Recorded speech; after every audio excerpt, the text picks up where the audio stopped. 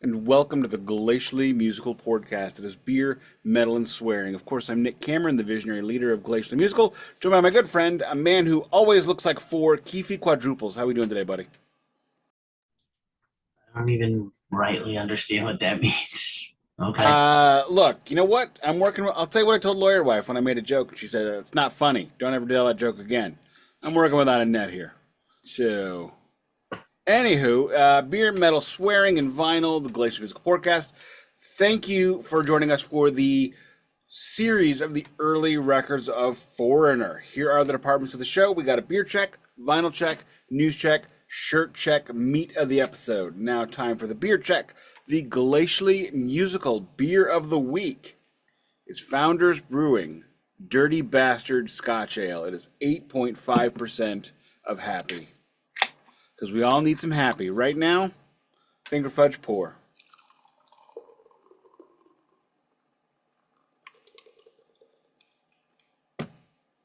Roll.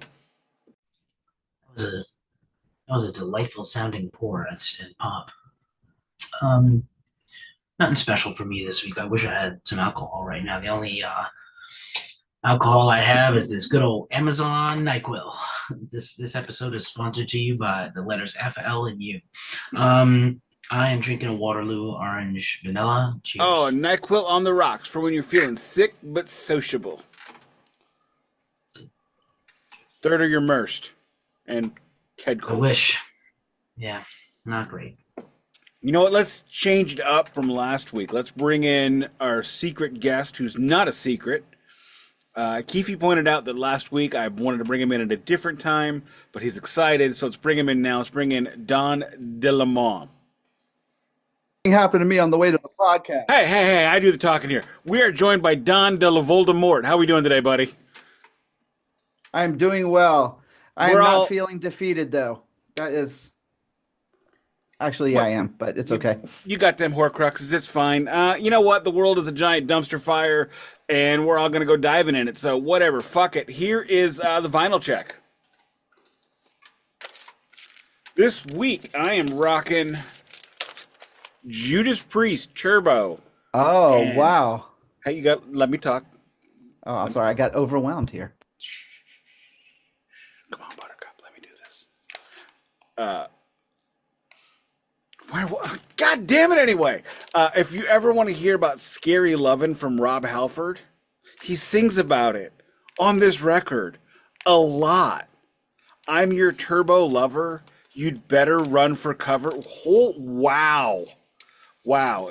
Cool black vinyl, because it's always black. Already in the mylar. Got this for about a 10 spot at one of the antique malls in the actual city of St. Louis. If you are looking to save a couple of bucks on vinyl, the Antique Mall is always the place to go. What you got, Keefy? Well, since the country is going back to the 80s, so is the vinyl checks today. Apropos, and not on purpose of anything, I have one of my favorite records to check today, and very fitting for the day after one of the top 15 worst days of my whole life, Bad Religion Suffer, which opens the album with You Are the Government. And these two albums in a row, this and the one No Control right after 88 and 89, literally peak Bad Religion political pop punk, I and an absolutely, essential album. I absolutely hated Bad Religion back in the '90s, but I have really grown an appreciation for them in my elder I years. love Turbo, and a lot of people I know hate that record and like consider it like the You know nadir what? of Priest. It is not sexy when you say, "I'll be your turbo lover." You'd better run for cover. It's a What great the? song. I don't care. It's a I great know, song. but it's still terrifying. How much was that Turbo Lover? How much Like was ten that bucks. Turbo? Yeah, this 10 bucks. was a straight up 21 at a record store near me. Was And it I just want Forever to, 21? it was not Forever 21, even though it's on the plain old shiny black vinyl. We do have the classic red Epitaph Records label.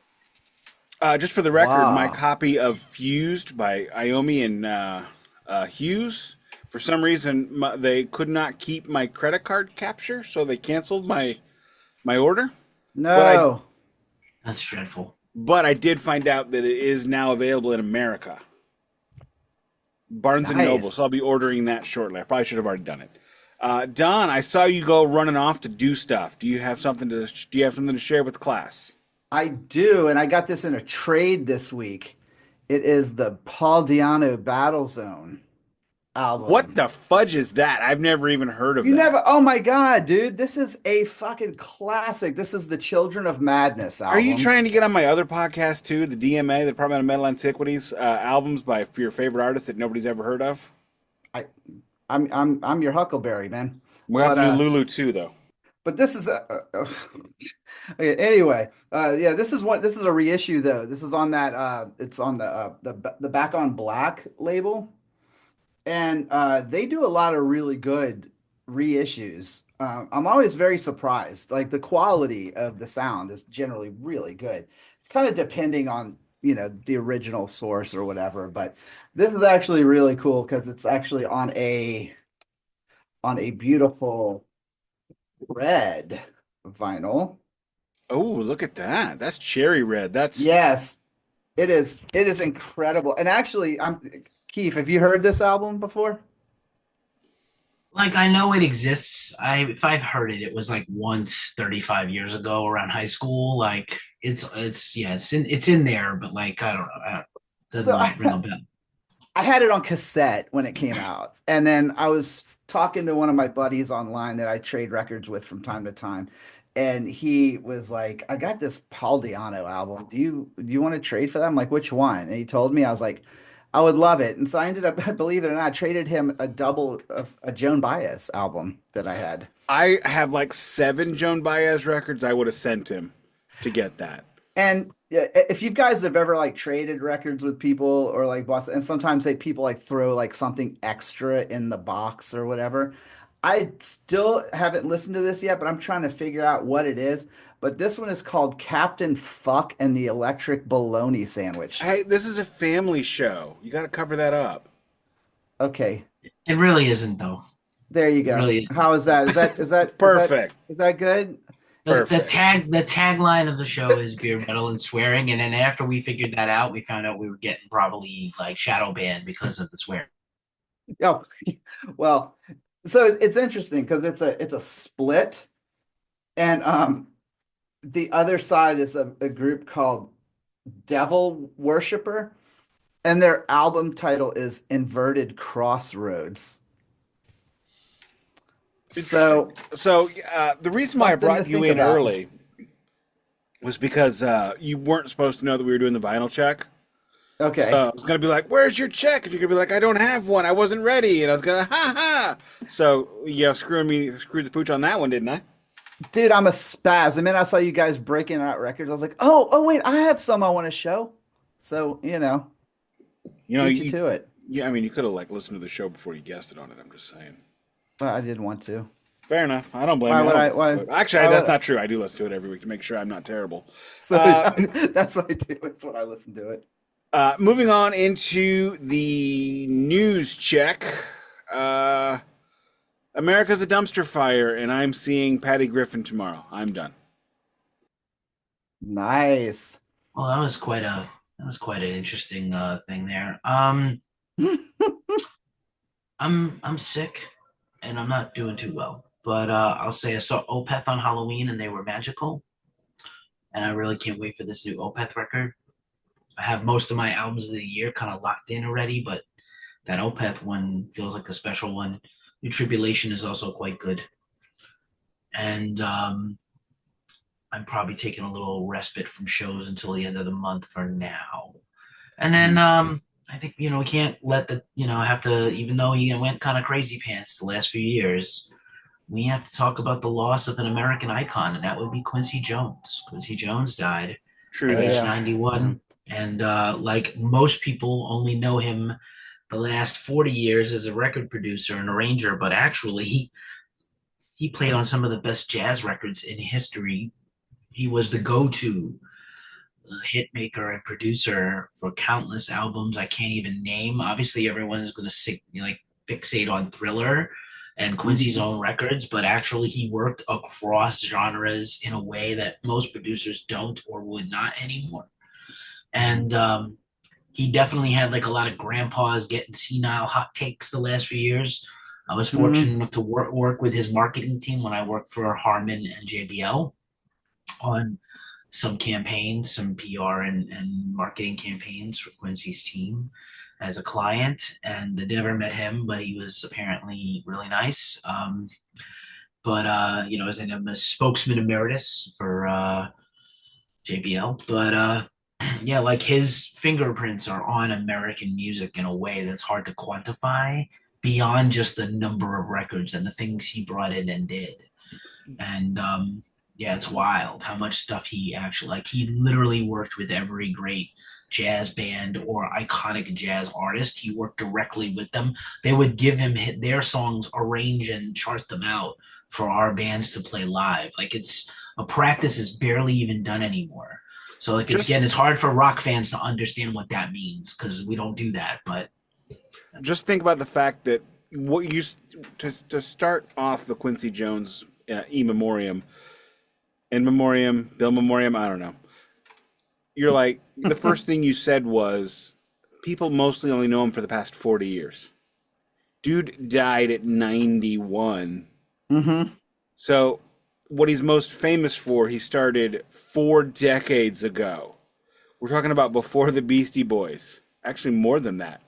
Probably 5 decades, really. Because Thriller was 1981. Mm-hmm. But I mean, think about that's almost as old as the record we're discussing today, which is delightfully old. It's older than the Beastie Boys. It's older than Metallica. It's older than good Judas Priest. I said what I said. Okay, that's all. like here's what good Judas Priest. This guy forgets he Seriously. invoked Lulu before the 10-minute mark, and then he's gonna call a good Judas Priest and not include Painkiller. Be quiet, you. Well, wait, where do you stand? No, Painkiller's 1993. Well, wait, where do you 91. stand on Rock-a-Rolla? That's what I was talking about. That is not good Judas Priest. Okay, Whatever. you know what? You They need weren't to who go they away. They weren't who they were yet. Calm down. And Listen, it's also not fair because back in those days, nobody really knew if metal was a genre can I or a reclaim fad. my time? I'm sorry. I'm really unwell, and I really can't fight for a space this week. I really am not fit. I was gonna cancel, but I figured like Nick needed me, so I didn't cancel. I got out of bed for this. Anyway, the bed is rumpled because I was in it literally 10 minutes ago. Anyway, like here's the thing about Quincy Jones that you may not know. He was sitting in with like professional big band jazz players, but he was a teenager. So if he had not come around at the same time as Miles Davis and Dizzy Gillespie and Wayne Shorter and Clifford Brown, we might be talking about, oh, there goes Quincy Jones, the greatest trumpet player in American history, but he unfortunately, sprouted up at the same time as all these other incredible players and a Marsalis or two. And so, he himself was like, oh, I'm never going to compete at the talent level of some of these other guys who he definitely did compete with them in terms of skill. And then he was like, oh, but also, what's valuable? Let me learn how to arrange and produce. And again, arranging is a thing. It's not widely done. And I'll segue over to my other piece of news that is semi-related and very interesting is I have started to read Brothers, the book by Alex Van Halen about Eddie. And it is super interesting and depressing. And Alex Van Halen, because he never gave a lot of interviews, and I never really had the impression that he was a super smart or articulate guy at all, because he didn't do much talking.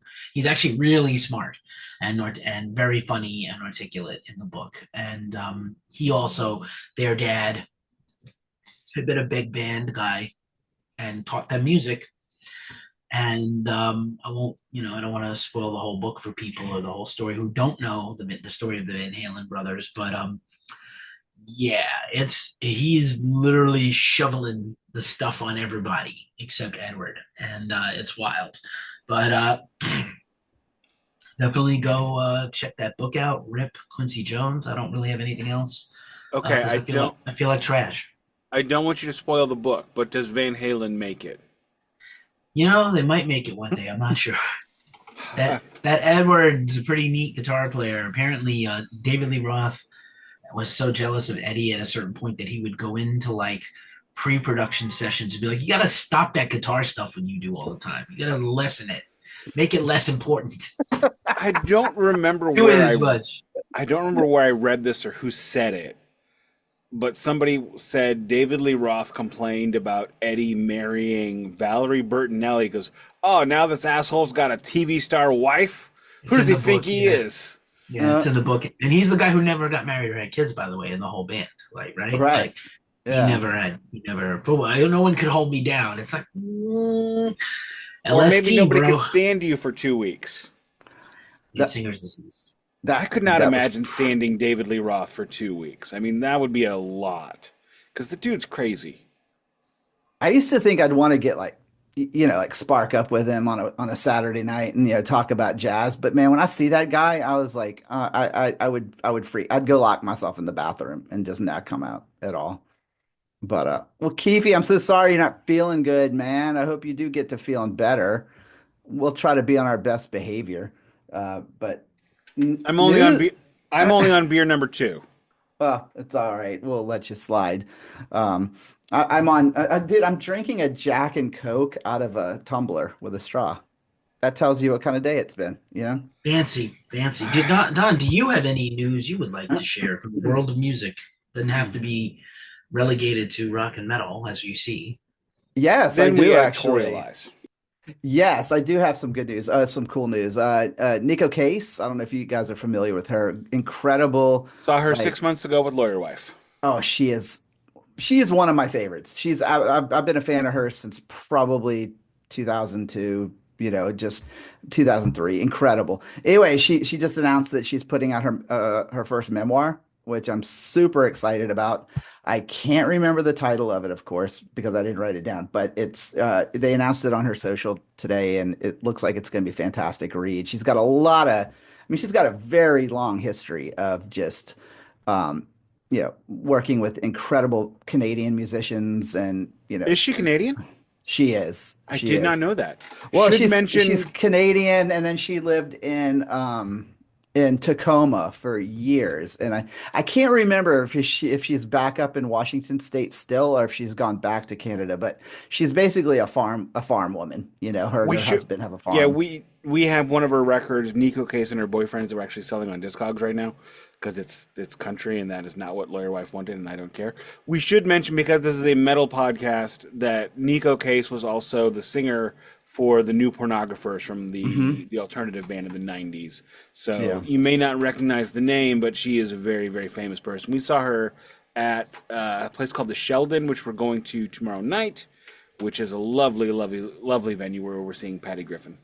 That's incredible. I met her 3 times, and the second time I met her in Chapel Hill, where we were living, she had Iron Maiden shoes on, and it turns out she's a huge fan of. Are you ready for this? Crocus. Neko Cases? Yes. And we talked about Crocus, and we talked about Iron Maiden, and we talked about Accept.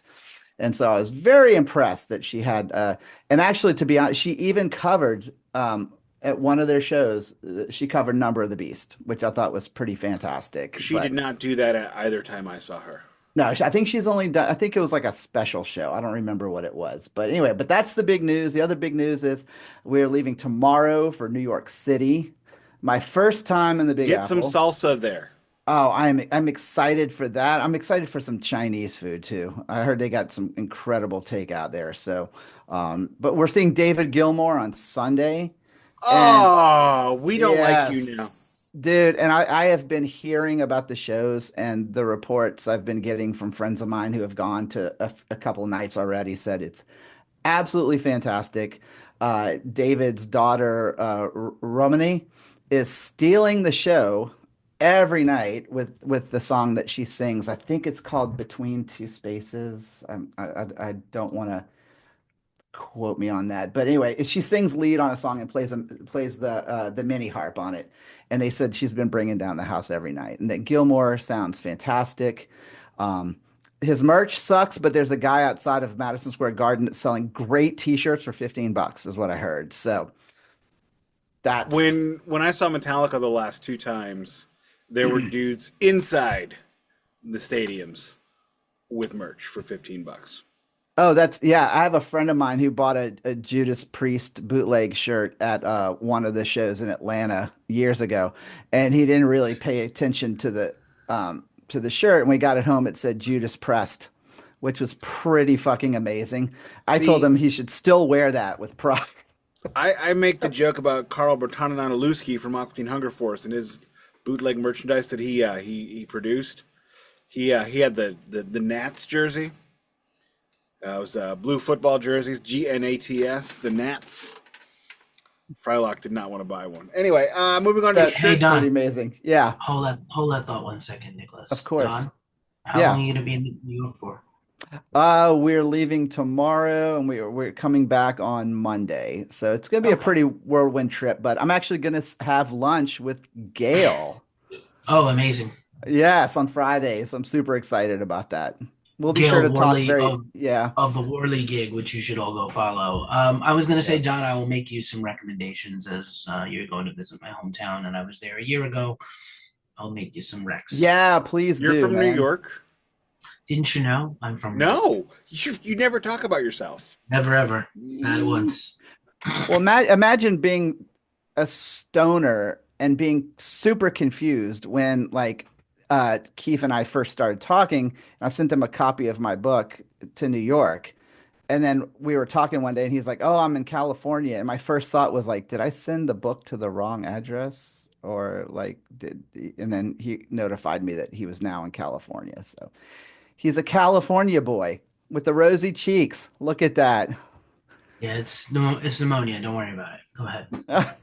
It's rosacea. I'm probably gonna. If there's any mercy left in the world, I'll just fizz out before January 20th. Go ahead. Well, I think as far as other news, I don't. Oh, Emma Ruth Rundle was doing an incredible tour right now, the solo acoustic. She's got 3 different opening acts, like one covering each like little chunk of the tour, but she was absolutely fantastic. I've seen quite a few acoustic shows in my life by folk singers to various bands, and I've never been in a club with like 100+ people where you could hear the beer glasses clinking at the bar. Like, it was dead silent. Absolutely amazing show. So if she's heading your way, I would say go check out Emma Ruth Rundle, and her live album is fantastic for the Engine from Hell at Roadburn. Was awesome. I believe Patty Griffin tomorrow is our last show of the year. In a few weeks after that, I will be in Mexico, and then my favorite month of the year begins, which is December, featuring my wedding anniversary, which is 15 this year. We are going to recreate our 10th anniversary photo, which we found a street in Puerto Vallarta, which the name of the street is 5th of December, which is our anniversary. Nice. So recreating the photo. I have not worn my John 5 shirt for 3 weeks to make sure it's clean for Mexico, because I have a lot of t-shirts. That's not long enough to not wear a John 5 shirt, but I digress. I did get it at a concert. You can have your time back, by the way. Okay. Moving on to shirt check. I am rocking my Mayhem shirt for new listeners. This is the shirt I was wearing when I was gate kept by a Gen Alpha jackass at Metallica. Guy walks up to me and he goes, "That's a cool shirt." I'm like, "Hey, thanks. I got it at Hot Topic, I think." He's like, "Do you know the band?" And had I been smart and not six beers deep at that point, what I would have said was, "Yeah, and not only do I know them, they know my name too from when they wrote my name on the list." Oh, sick burn, bro. That's what I should have said. However, I'm like, "Yeah, I covered them." I'm surprised he didn't ask you to name 3 songs. You know, I can't. I really can't. Yeah, well, you didn't get asked, so you're safe then. I mean, does it matter? Fine. I mean, they all sound the same. It'd be like, my favorite one is My favorite is Pure Fucking Armageddon. Nice Christmas carol. I like it. And what I did say though, I'm like, yeah, I like Mayhem, but I prefer them with Dead. Which, for the record, the only Mayhem release I have is with Dead. Oh, the original, yeah. No, it's live in Leipzig. Oh, it's not the bootleg with the no. This isn't. Oh God, no. Or the lack thereof. I should say. This is not the John F. Kennedy release. Oh, dude, he went there. No, this is a legitimate, honest to God, real release. Okay, Live in all right. Leipzig. They released it as a tribute to Dead, or as I call it, a cash grab, as a Mhm. tribute to their bank account, No, because it was getting squiffy. was Necker Butcher still in at that time? Yes, yes. Okay, This is all this is right. the original band. I can. Varg is not in on the release, so I can support it. Ugh.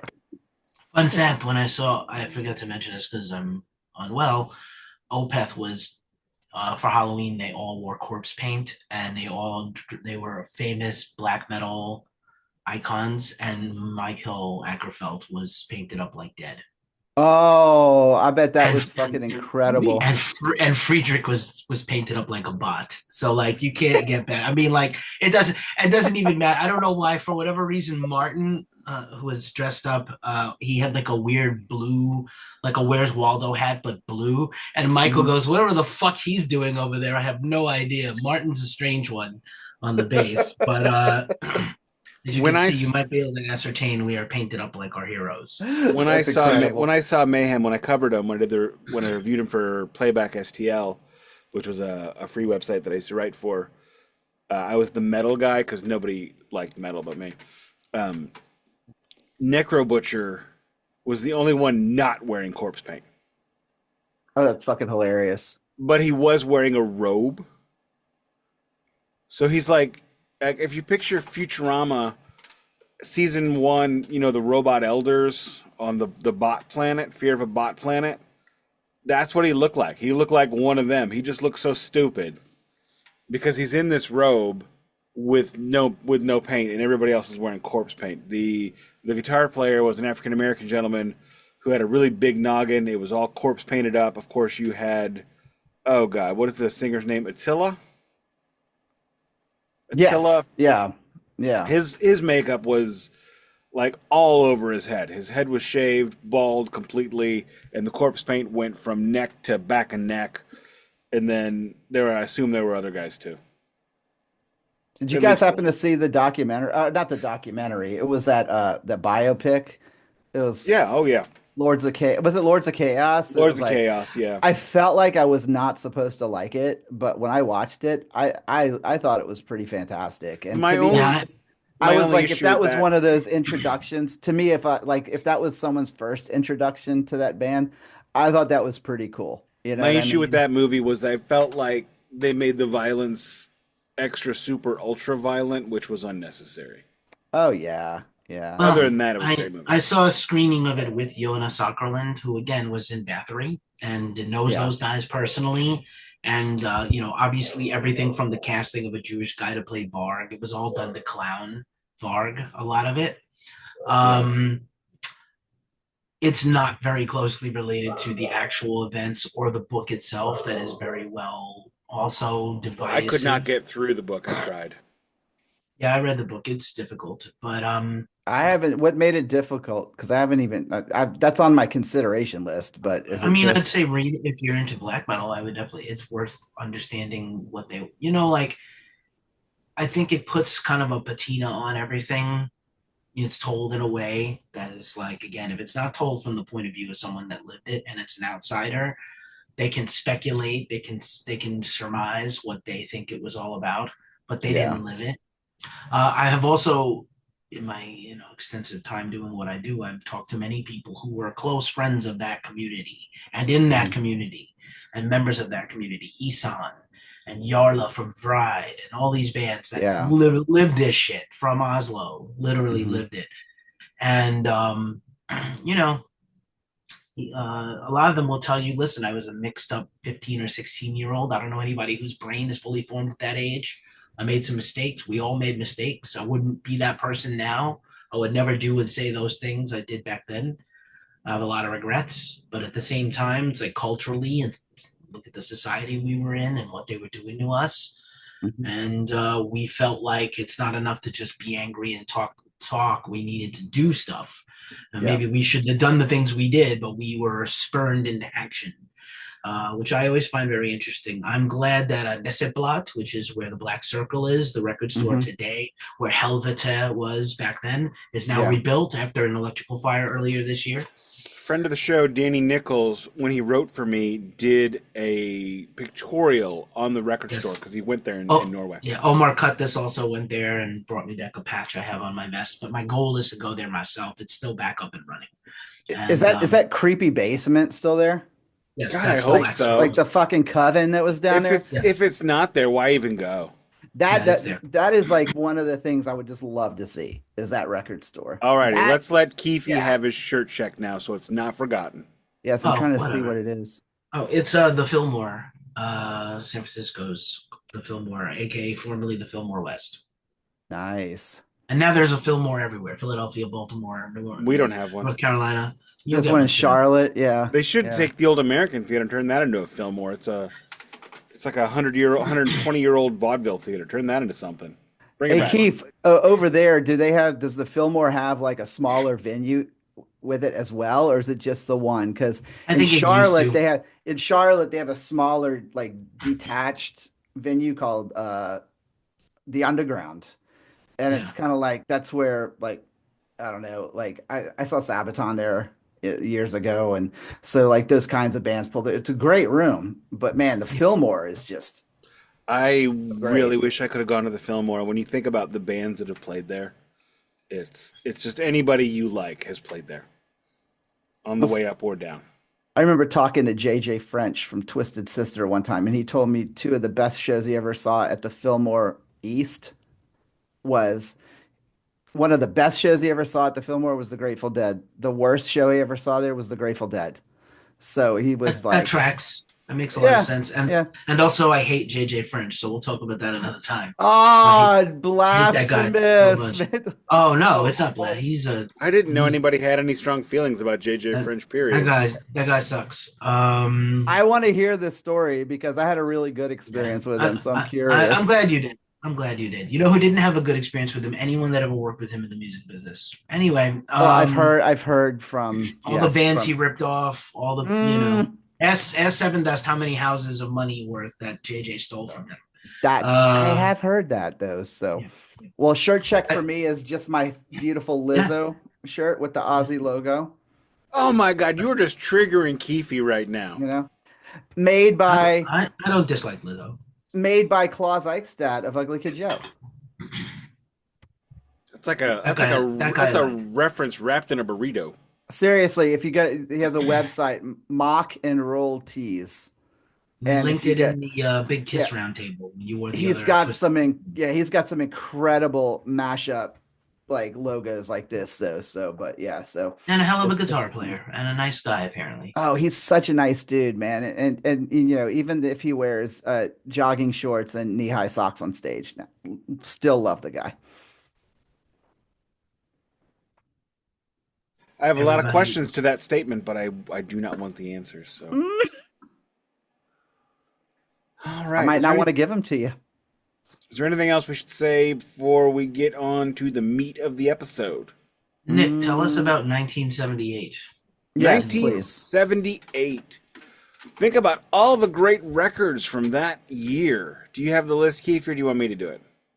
I have the list. Did you want the list before you wanted the time? No, I will give my summary, and then you can correct me when I get things wrong, because I tend to get things almost right, but still wrong, because wrong and right are binary. So 1978 is when Kiss is taking their first break. They had just come off of the Love Gun 2 tour, a 6-month tour.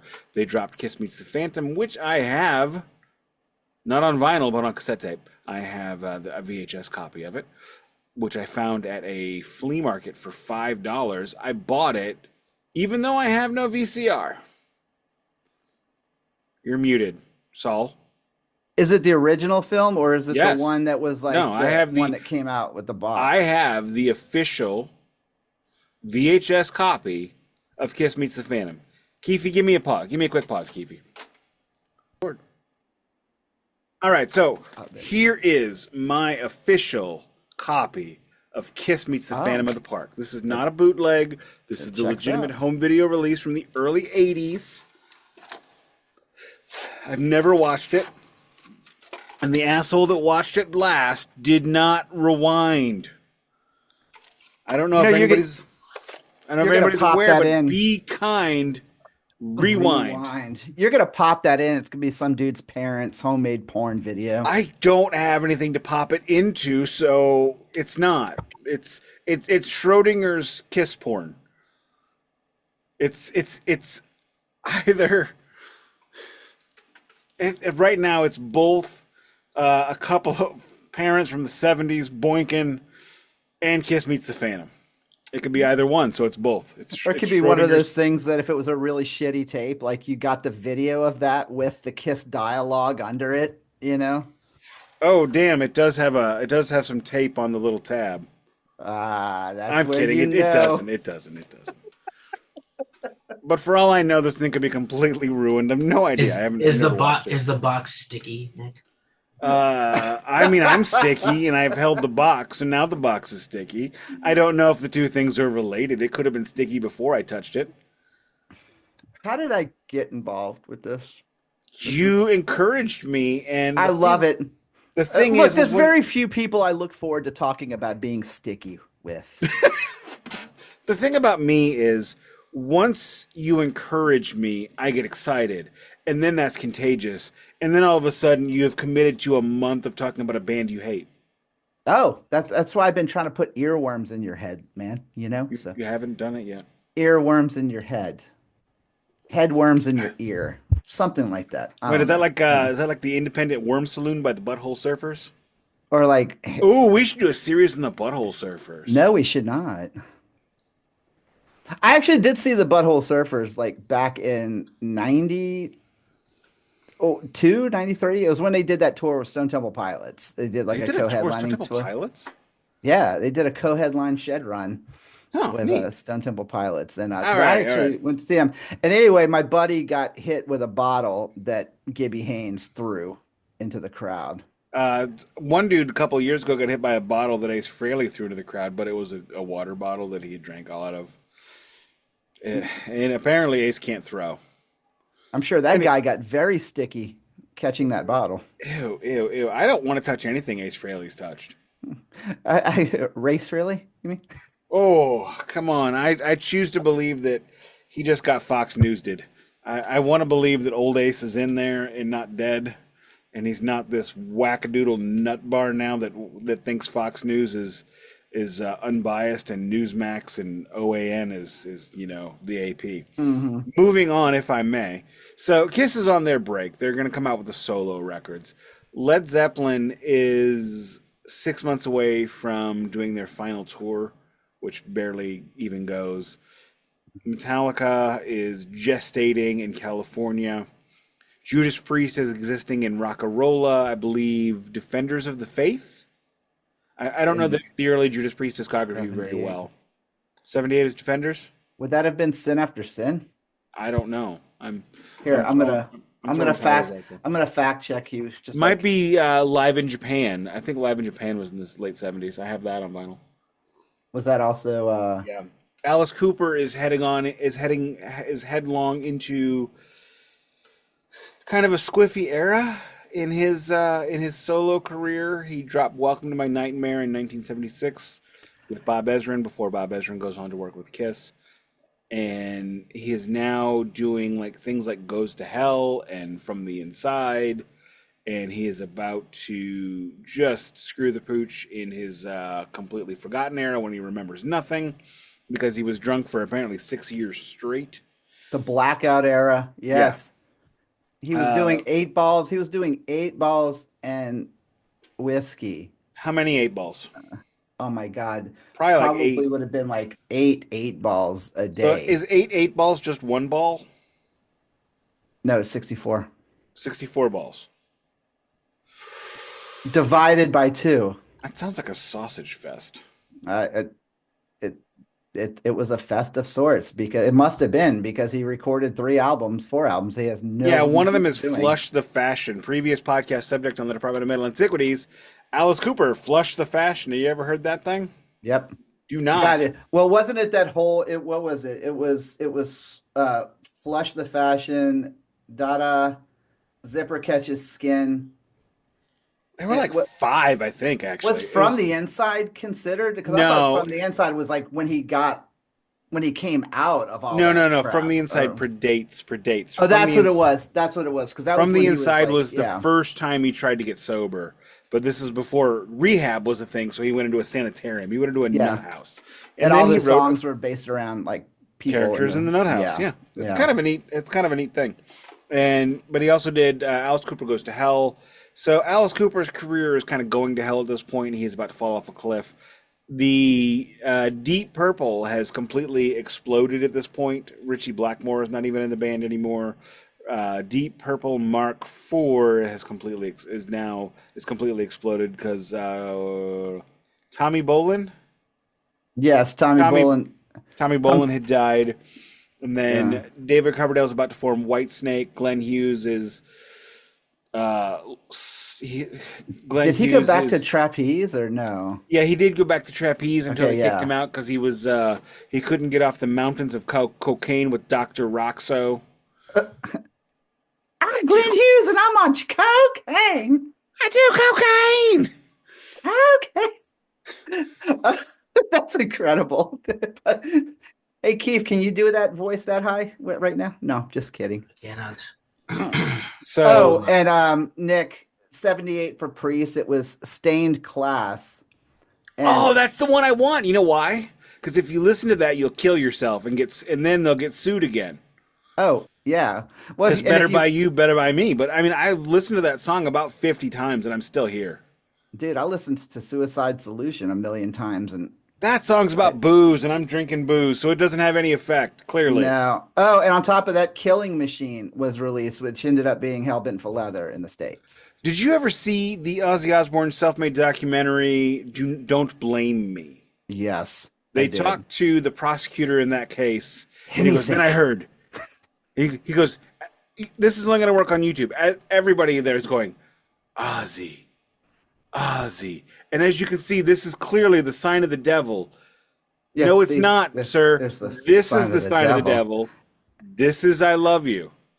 And he goes, they're all somber, not a smile in the house. And I'm like, you did not go to an Ozzy Osbourne show, sir.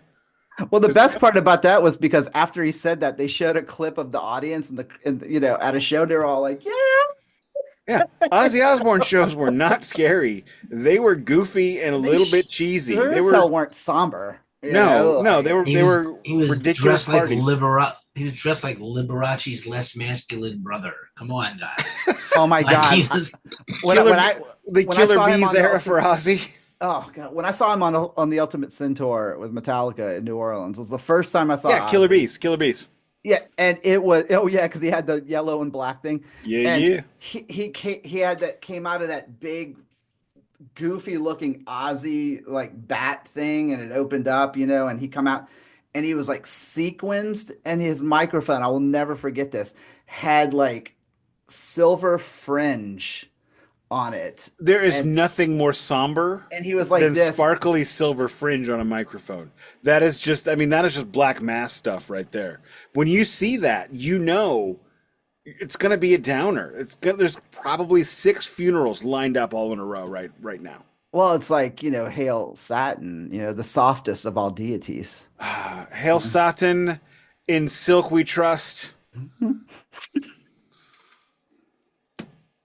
Where the fuck was I? Is that all you got? 78. Go. I think Nick has officially gone off the rails. Shall I just go do the albums? I have been pushed off the rails this time, sir. But yes, Amtrak. Go ahead and do the albums, and we'll. Again, if Yeah. you've got it, just say yay or nay, or if it's Yeah. terrible, you can say if it is. Let's just say yay or nay if we got. Every time we do this, I ask, is this the best year of music ever? Because this Every year is has- the best music ever. I will tell you, this is perhaps the most eclectic year we've ever done. 78. I turned 6 years old in September of 78. Darkness on the Edge of Town, Springsteen. Nope. No. My favorite Rolling Stones album, Some Girls. Nope. Yes. Parallel Lines, Blondie. Nope. No. Got greatest hits. This year's model, Elvis Costello. Nope. Hell no. No. Not a fan ever of that. I like his glasses. I don't like anything about him. I like his the glasses. jam, They're stupid the jam. affectation. the jam, No. All Mod Cons. What? Oh my No. god. All Mod Cons, the jam. Oh, I thought you said something different. No, I don't. Clean out your fucking ears. Anyway, I'm wearing headphones. more I songs was making a about joke because it's a little dirty Alma, you know that Like thing they say in England. something my dad would say. See you next Tuesday. More songs about buildings and food. Talking Heads. No, No. Mm-mm. I didn't know they had this many records. I've The got one debut- Talking Heads album, I got 77. I got Yeah. four. The debut album by the Police, Orlando's D'Amore. Nope, I don't have that. I got a couple, but not that one. No, I don't have that one either. Former podcast subject, the classic Van Halen debut, Van Halen. Yep. Yes. The Man Machine by Kraftwerk. Nope. No. The debut album by Kate Bush, The Kick Inside, featuring Wuthering Heights. I don't think so. We have one, but I don't know what it is. It's probably not I that definitely one. didn't have that one. A good band neither of you probably have. Chairs Missing by Wire. Nope. Who? No, I'm intrigued. Wire. You'll have to let me know more about that. Wire sort of so what you're seeing in the, like, we have classic rock, punk, the Mhm. beginning of new wave and post-punk, and this avant-garde. Like, Talking Heads were not a punk band, but they came up in the punk scene, so they were considered with the punks, but they obviously weren't punk. So Wire is another band that's kind of not punk, but was called No Wave, which is basically alternative rock. Okay, yeah. Yeah. My favorite thing about punk is the same week punk comes out, post-punk also comes out. That's right, because you're going to find out in 2 seconds. The fourth album by the Ramones, The Essential Road to Ruin. Nope. I have this. Yes. Also, one of the greatest album covers. Like, Totally. I mean, it's simple, but it's so, I don't know. It's such an iconic cover. The Ramones Yeah. can eat their own butts. Probably future podcast subject, the Ramones. Probably underrated, still in death, excitable boy Warren Zevon, Nope. No. who kind of looks like James Spader on this album cover. Go check it out. And by the way, if you really want to hate Warren Zevon, read his autobiography. What was it called? Asleep When I'm Dead, I think. I feel like we discussed this. If you Yeah. can read somebody's autobiography in rock and metal and not hate them a little, they didn't tell the truth. Yeah. Probably none of us have this, but very important to British punk, Germ-Free Adolescence by X-Ray Specs. Nope. Oh. Mm-mm. The Essential for Every Music Collector, Easter by Patti Smith Group. Nope. No. And another similar band to Wire, Big Star, with their third album, Third. Nope. No. I used to have the first Big Star album, but I lost that a long time ago. I It's think not it got called permanently First. barred. Oh, It's what? Oh, so cute. Yes. band, by the way. The debut album by The Cars. Yes. That's No. a classic right there. Who Are You by The Who? Not for Nope. me. I only have Good Who. What do you have? Who's Um, next? I have Quadrophenia and I have Tommy. So you don't have Good Who. Okay. I have Anyway, good- carry on, Keith. We'll fight you. The only good Who is Eminence Front. Anyway, We'll fight all of you. Which, by the way, when I was a kid, I used to think he was saying the women in front got a shoe on. nice. Can we talk Nice. about WKRP in Cincinnati again, or are we gonna leave that until last week? You're gonna leave that until last week, sir. I am not finished. Music for Airports 1, Brian Eno. Nope. No, but I Again? need to get that. Again, arguably the best Bob Marley album individually. That's not the greatest hits. Kaya. No. But do not count greatest hits in good albums. It's not. If a greatest hits isn't the best thing you've ever put out, you fucked up. I'm just saying. Okay. A perennially overrated band, the debut studio album by Dire Straits. No, I don't have that one. I got different I have ones. no Dire Straits at all. I got the good one. And It's got you're a money for good nothing man. on it. Yeah, that's whatever.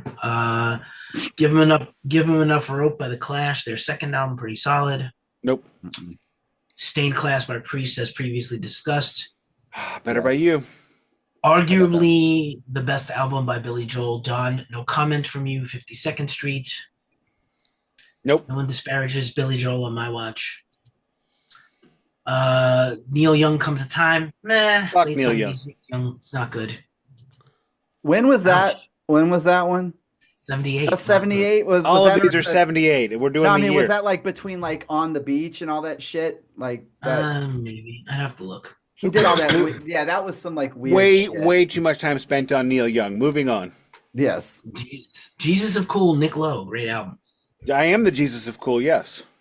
I'm not the Jesus Nick of Cameron. Cool, and I don't have that album. It's a good album. I'm the God of Cool.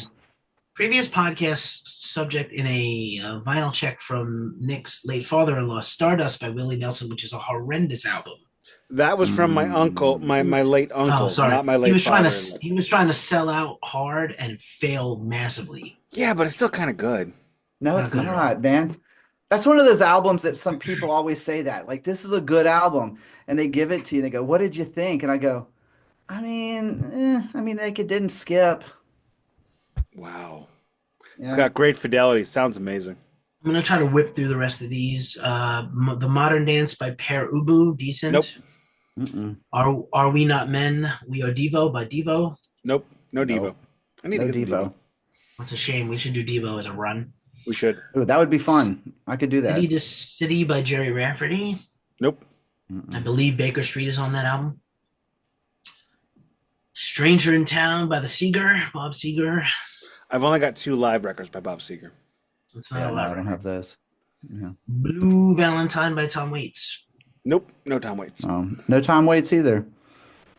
Shame. Although I do love Tom Waits, though. I don't know why I don't have any of his vinyl stuff, though. I don't love him. Time to start over.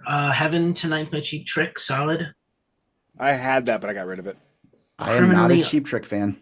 Criminally underrated and former podcast subject Tin Lizzy, Live and Dangerous. Yes, Got absolutely. Got that in an estate sale store at the mall. Worth $10. Outrage by AC/DC. Absolutely. Yes, got that. I got a New Zealand pressing of that one. Do Pieces of 8 Sticks, Nick's favorite band. Hell yeah, got that. Yes. Got Dude. Renegade and shit, bitch. Dude, Pieces of 8, Grand Illusion, like back to back. You want to talk about a band that rivaled Pink Floyd in their own minds? It sticks. Okay, I was about to say, when you got to that last part, I was like, okay. Did you see the look of panic on my face? Tell me seriously. Tell me Styx is not the American Pink Floyd. However, being American, they are not the American. They totally are. However, they missed the entire plot because they're dumbass Americans from the Midwest. Nick should have been their publicist back in 1978. Although I think he was probably like 3 years old. Two actually. Yeah. So former podcast subject Queen with Jazz. Oh no. Nah, you know what? I had it, and it was one of those that ended up getting a Queen record. Out. It's a Queen record. They're not great. Their Queen is 30/70. Dude, I don't have 30/70. any Queen vinyl, man. I had Jazz and I had Night at the Opera, and that was one of those albums that everyone was like, "Dude, Night at the Opera," and I listened to it. Oh yeah, like, man, Night at the Opera. 6 good songs on it. It's got that. No, it does not. It has. No, it's like 4. 5 maybe. Yeah, like the first track, which I forget. Then it's got the Summer of '39, which I like kind of ironically because I don't know if it's even good. Then it's got Bohemian Rhapsody, and then it's got the Prophet song, and then it's got a whole lot of other songs too. I'm getting triggered. Is that the one that had "I'm in Love with My Car"? Yes, that song is so fucking awful. Oh, it's. I was like, wait, this is really Bohemian Rhapsody, dudes? Like, yeah, I don't know how that even got there. Did you know Brian May sang in Queen? Yes. I didn't. I couldn't, even when I listened back to it, I'm like, that doesn't sound like anybody different. I don't know. He's got a great voice. He does. Yeah. He sounds like Freddie. Mm-hmm. So why'd you bother? May I continue? Yes, please. Carry on. London Town by Wings. Nope. I have Band on the Run. One Nation Under a Groove. Funkadelic, great album. I have Mothership Connection. I don't have any Funkadelic, no. I got part of them. I don't have any Funkadelic. I have Maggot Brain on vinyl, and I think I have this also. Speaking of post-punk done, first issue Public Image Limited. Fuck those guys. How quickly did the Sex Pistols show up, disappear, and Johnny already has his new thing? Unreal. Did you happen to go to that tour? What was it called? It was the MTV It was like MTV 120 Minutes tour. Is that what it was? It was like Public Image, and it was PIL, and it was somebody Blind Melon. I can't Did remember. you know Oh, big, was Steve? it Big Audio Dynamite? I think it was. Did you know Steve Vai joined Public Image Limited later? I did not. I mean, Yes. I would love to play some Jaw Wobble on the bass. I just can't fuck with Johnny Run. Arguably one of the best Rush albums, Hemispheres. Got it. Incredible. Love it. That's the one about unionizing the trees. I'm down with that. Something like that. An album that I had to hear on repeat as a young child because my mom was a dancer and an aerobics teacher, Seshik by Chic. Did you know I wanted to be a One of the- dancer in Vegas? One of the few good disco albums at all. dude, Nile Rodgers is like, to me, he's kind of like a Quincy Jones to me. Like, you know what I mean? Like, Treasure, he's yeah. one of those dudes that's like an absolute treasure. He to might have music in invented general. funk guitar. I'm not 100% sure. I feel like he really doesn't get mentioned enough for how much he's done. That's true.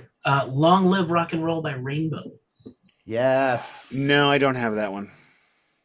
I have three, but not that one.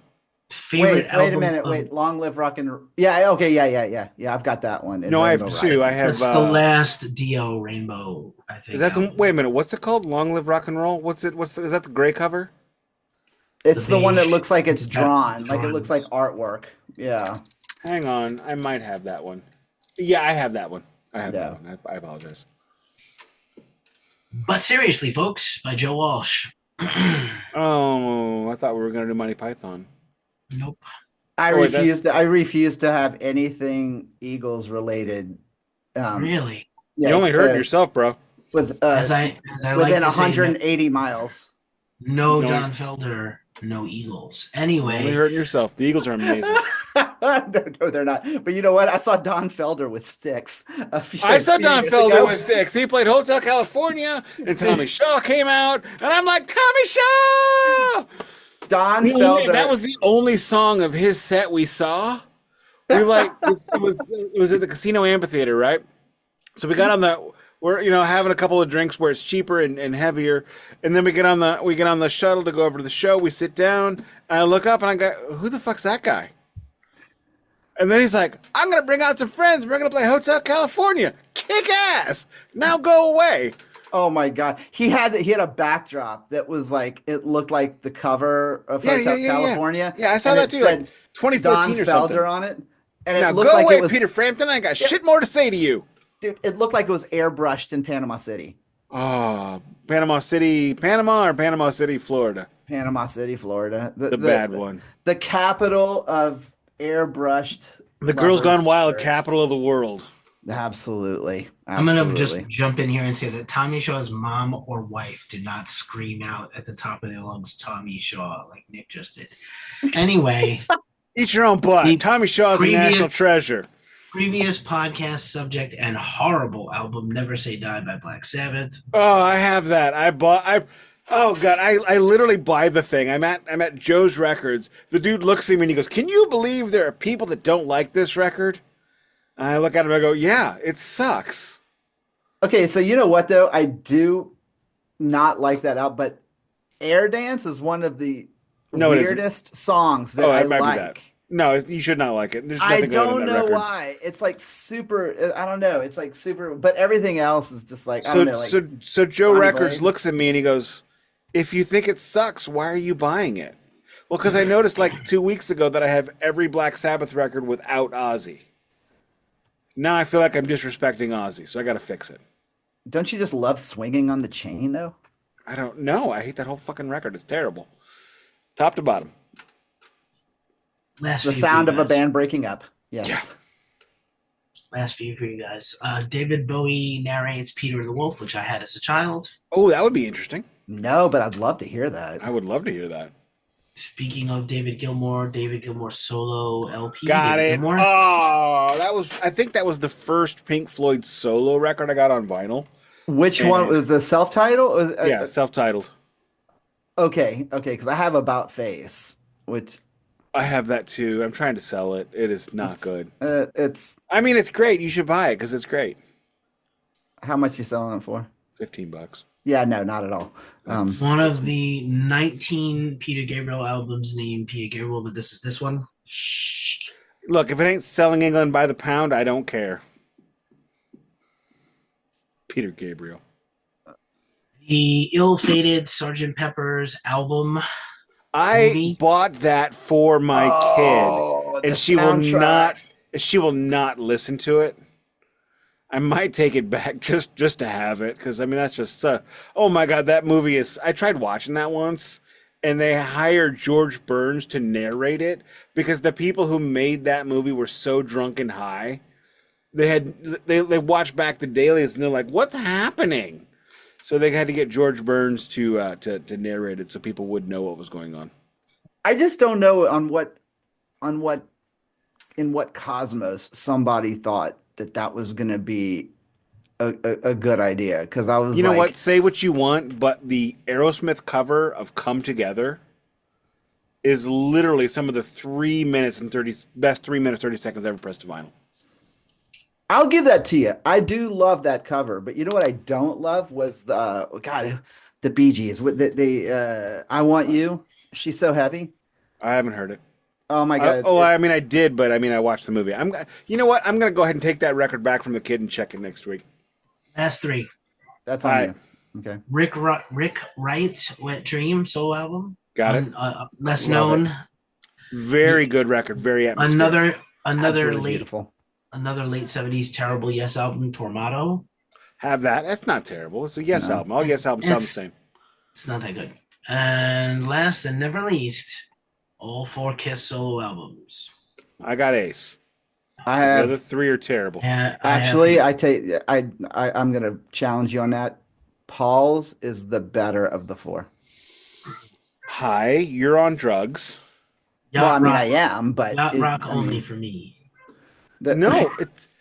I mean, to me, it was Paul okay. and Ace. You know what? We should do a series on these fucking solo records. We did them, didn't we? No, hell no. I don't want to listen to these fucking things.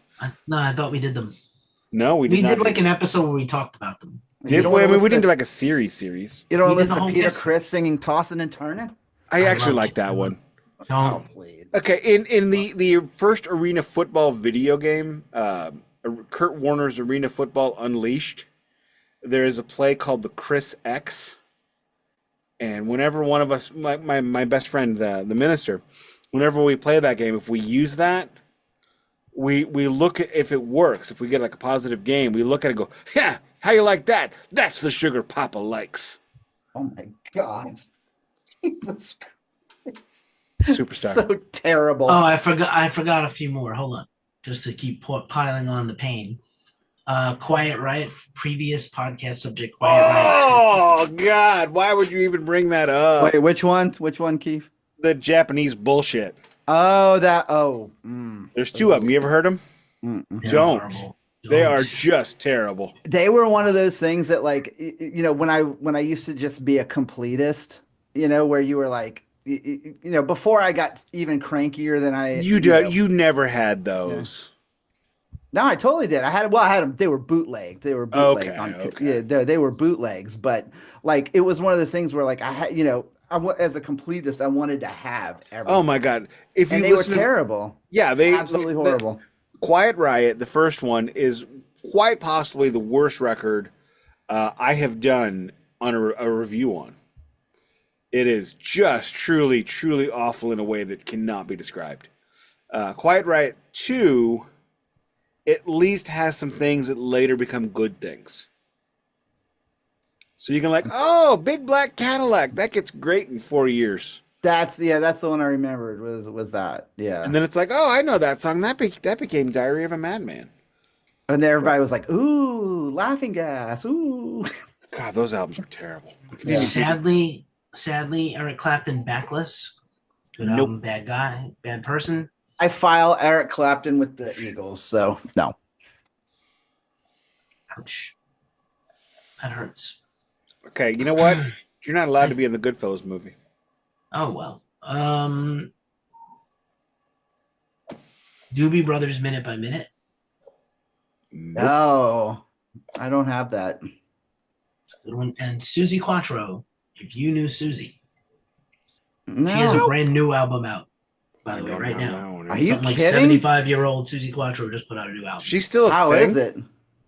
I heard the first single was pretty good. She's still rocking. I need to listen to it. I wonder Is she I rocking wonder in if the anyone free ever. world? I wonder if anyone ever calls her Leather Tuscadero. I, You I know, would. I call my special sock leather Tuscadero. if Anyway, if she you're could gonna play Who's Tuscadero the, all over me. you gotta play Who's Natasha Henstridge. Play Have it we safe. lost the plot? I mean, I feel like this is just now a bunch of references based on shit that somebody else said.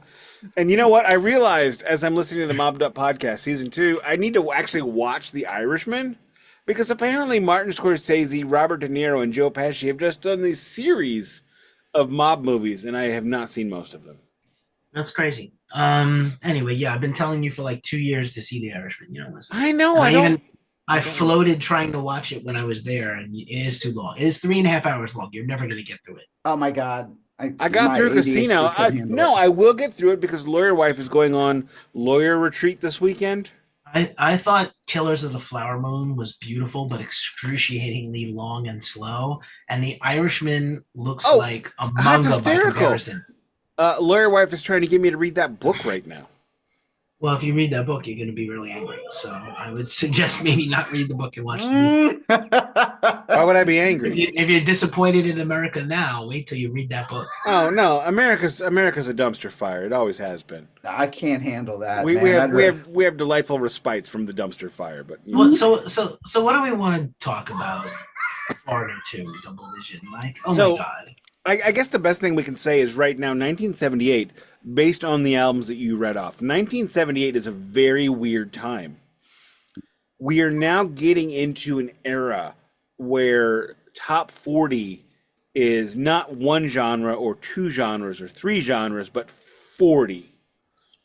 You know, we have, in a year where you have the Police, Fleetwood Mac, well, you didn't say Fleetwood Mac, but Fleetwood Mac's popular this time. You know, the Police, Fleetwood Mac, Pink Floyd's touring in the Flesh, the Animals tour. Then you have the Clash, the Cars, Talking Heads, Susie Quattro. It is such a weird era in music because all kinds of music are popular. They're all getting play. It's not like if you go back to 1975 and it's Led Zeppelin, Captain and Tennille, and that's basically it. It's really cool that we are now seeing American popular music branching off into all of these cool directions. One of the things I hear about when people talking about the Rock and Roll Hall of Fame is they get really upset. NWA is not rock and roll, brah. Rock and roll's about guitars and writing music. Oh, well, what about Jerry Lee Lewis? Well, that's fine. He wrote them. Oh, okay. What about Johnny Cash? Well, he wrote songs. Well, no, he didn't. And he's country. Well, what about, John Lee Hooker? Shut up. You're a dick.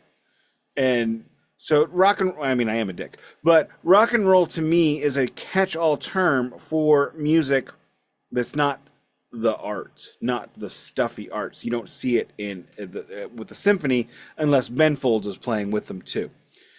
And which I've seen twice. And you go to hell, and you die. Ben Folds is amazing. Anyway, I said what I said. I made a face because I like Ben Folds. I was No, he made a face because he made a face and a thumbs down. The only reason I don't like Ben Folds is because I lived in Chapel Hill. I don't know what that means. I lived in Chapel Hill, North Carolina for like 8 years, and that's where he's from. And Okay.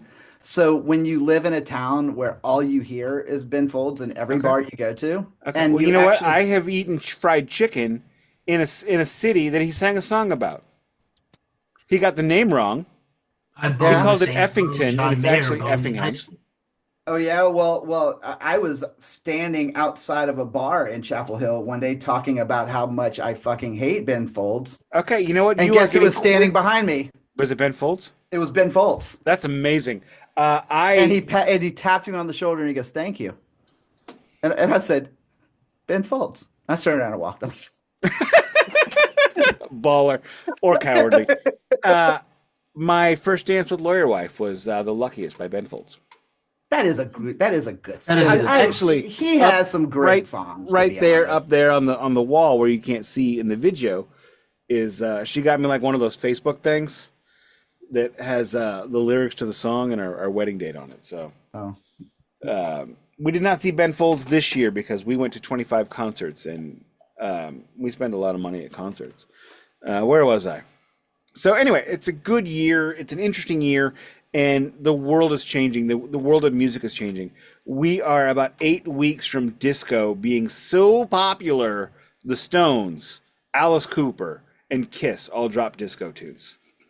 I'm just gonna say I listed them in ascending. And Nick's favorite, Pink Floyd, "The Wall," full of disco beats. It does not have disco beats. It's got angsty emo beats. No, man, it's that you can dance to. Another brick in the wall. Dude, it's got disco beat. It's got disco hi-hat, disco snare, and disco guitar. Look, just because they had the cocaine at Studio 54, probably. Another disco in the wall, man. Another 8-ball in the wall. Another line in the 8-ball. All in all, you're just another line in the 8-ball. You know what? That's actually really funny. That's pretty genius, actually. Am I the only one that was trying to line the lyrics up to the music in their heads with that? Like in my mind, I'm going, "Oh yeah." All in all, you're just another line in the 8-ball. It doesn't work, but it's still beautiful. Yes, I like it. Genius. Okay. I'll give you credit. Okay. So Foreigner, the supergroup Foreigner, is out running their business. As we came to the conclusion last week, their first record is kind of a fart. Much like the worst Kiss record in their 20-album catalog, Hot in the Shade. You really think that's the worst Kiss record? Yes, it is definitely the worst. And hear me out. If you don't understand after I finish my analogy that you so rudely interrupted, I'll explain the Kiss version of it. Much like Kiss's worst album, Hot in the Shade, it could have been a single. The reason why the Kiss album is so bad is because it's got 14 fucking songs. You know what? That was right around the time where like CDs were really, and they were just like, let's fill this fucker up. Yeah, it's 14 songs and 12 of them are bad. Oh, yeah. Okay. It could have been Forever and Rise to It. And I don't even know if you need Rise to It. Honestly. I actually liked Ace's version of Hide Your Heart. Yeah, I don't really like any version of Hide Your Heart, and I don't really like the idea of these white dudes from New York singing about Latin gangs. But come on, man, Tito was king of the streets. He was king of the streets. That is, there was no question. He was king of the streets, and now blood's on her hands. Johnny never run, gotta hide your Tito and heart. Johnny, man. Tito and Johnny. You know? I mean, was that like a really terrible reworking of the really terrible Sharks and Jets play?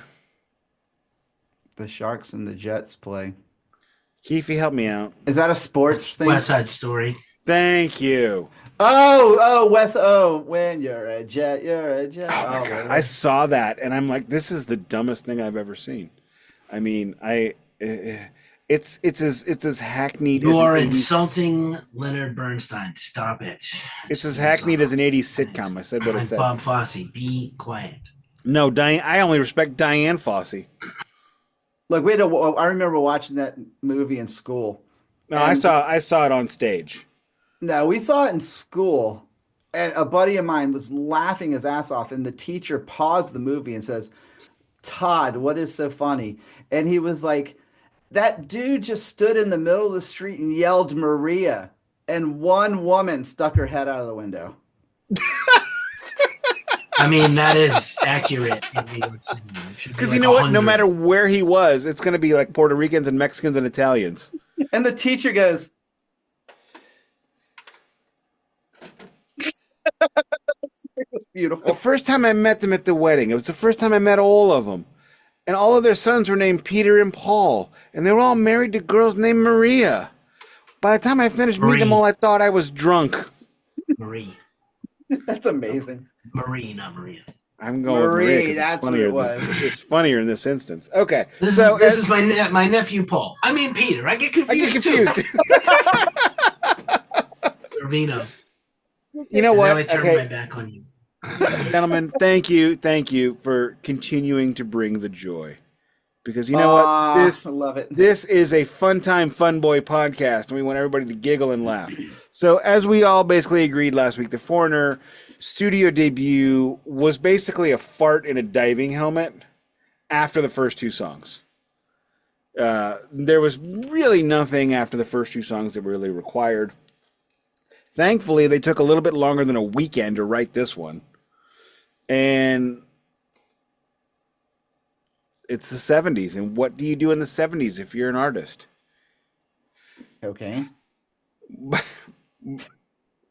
Okay, how do you pay for the cocaine? Make records every other weekend. Okay. How do you afford cocaine? How do you afford cocaine? You call Bruce Dickinson and you make gold fucking records. He's got a fever. A lot of songs that feature the cowbell, guys. This is my time to shine. Look, I got a fever. And the prescription is more cowbell. Okay. In the early aughts, I'm in Rockford, Illinois, because I do stupid shit. And to see a hockey game, the Rockford Ice Hogs versus the Missouri River Otters. And all of a sudden, in the middle of the game, I hear Christopher Walken, I got a fever. And the only prescription is more cowbell. At which point, then there is a cacophony of cowbells like I have never heard. Like 4,000 of them. And I'm like, what the fuck is wrong with you people? That sounds horrendous. It was terrible. And the fact that the River Otters, the team I was there to see, lost 9-1 did not help. So, where were we? He lost me at sports ball again. This is not sports ball. This is sports pancake. Sports pancake. What is that? Hockey. Oh yeah, the greatest sport of all time. It makes that would be sense. curling. Why is it on ice? I don't know. Curling is the greatest sport that ever existed. Oh my god, I want to be a curler so bad. I saw that when I was in a mindset. I could sweep like Olympics. A motherfucker. Dude, I was just, I do sweep like a motherfucker here at the house. I'm sure I could do it on the ice. I mean, maybe. You got to go to training? I mean, how much training do you think those Canadians do before they like do that little stone thing like the kangaroo lady from the breakdance?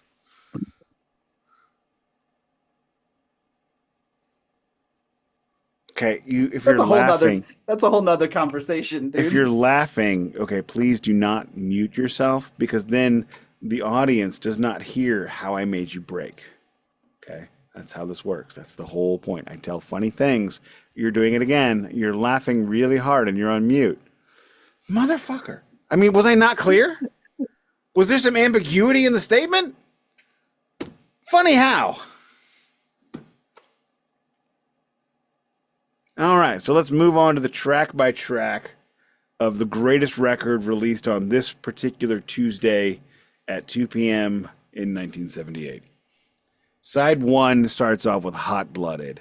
As I said last week, when I was 4 years old, I thought I was the biggest Kiss fan in the world. I also thought Hot Blooded was a Kiss tune. So as a very small child, I was not terribly knowledgeable.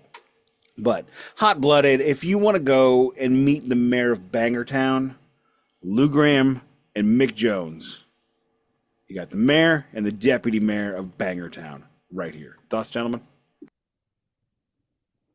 I'm still trying to understand how anybody can like really be this into Foreigner. Like it's like, I don't know that I would call this Bangertown. You know, I mean, this particular song is a banger. If you don't think so, you're wrong and you're lying. This is a great song. Hot Blooded? Really? Check it and see, buddy. You got a fever that needs cowbell. That's 103. Whoa, 103. Get the fucking cowbell. 103. Go to the fucking hospital, dude. I don't know. You know, that's just go to the hospital or fuck your lady. One of the two. Right, one of the two. I don't know where your fever is, and I don't really want to know, but you keep singing about it. I'll be honest, like Foreigner to me is like as white as you can get. It's like a mayonnaise sandwich, It's a but mayonnaise sandwich on Wonder Bread on Wonder with Bread. one piece of lettuce. And maybe a slice of American cheese just to add some Half other, a slice, you half a know, slice. but or one slice torn in half and You don't want it to split, be too you don't want it to be too spicy.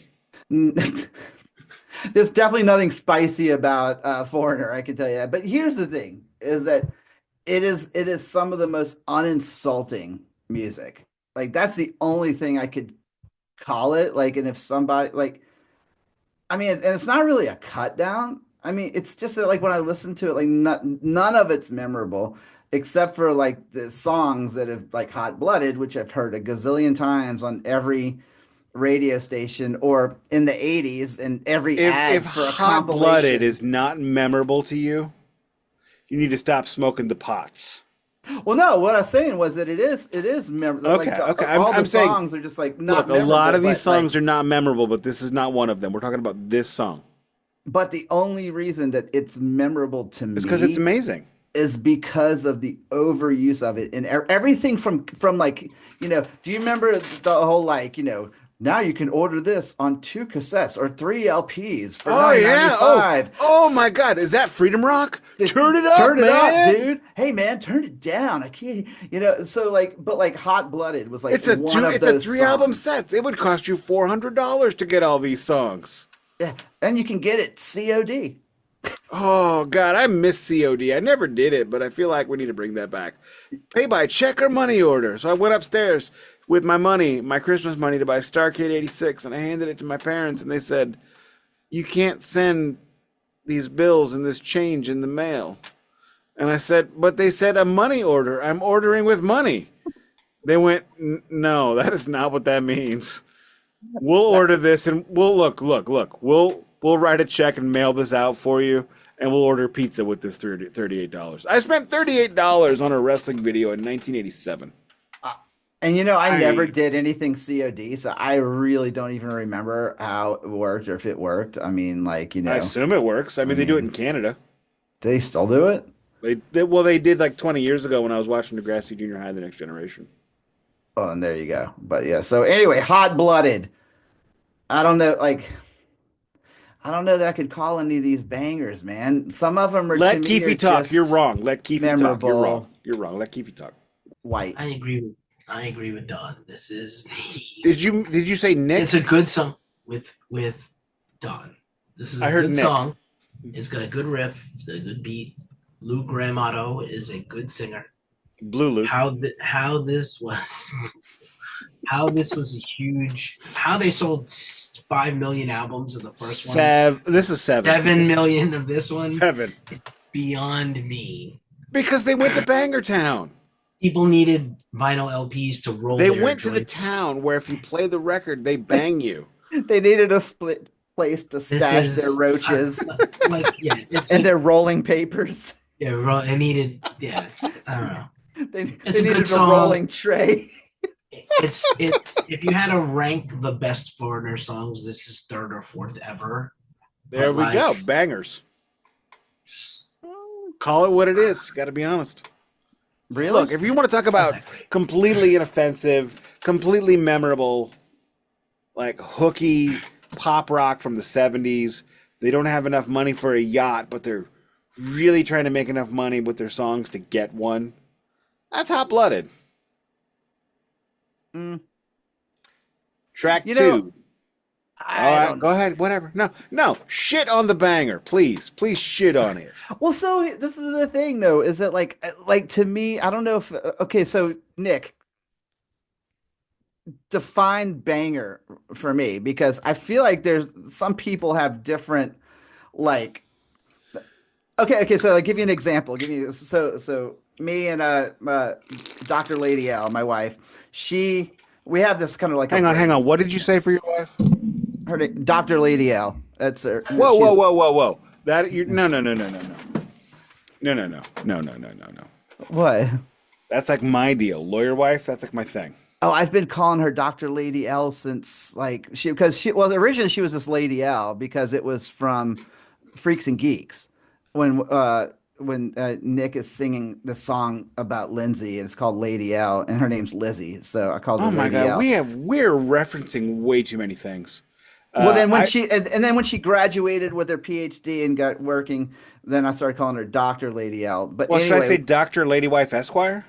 sure, go Wait, ahead. no, wait, Doctor Lawyer Wife Esquire, I like that actually, because because you Esquire have to means be very attorney, Esquire. See, you have to put the title in there, and to be an attorney, you have to earn a Juris Doctorate. So she could use Doctor.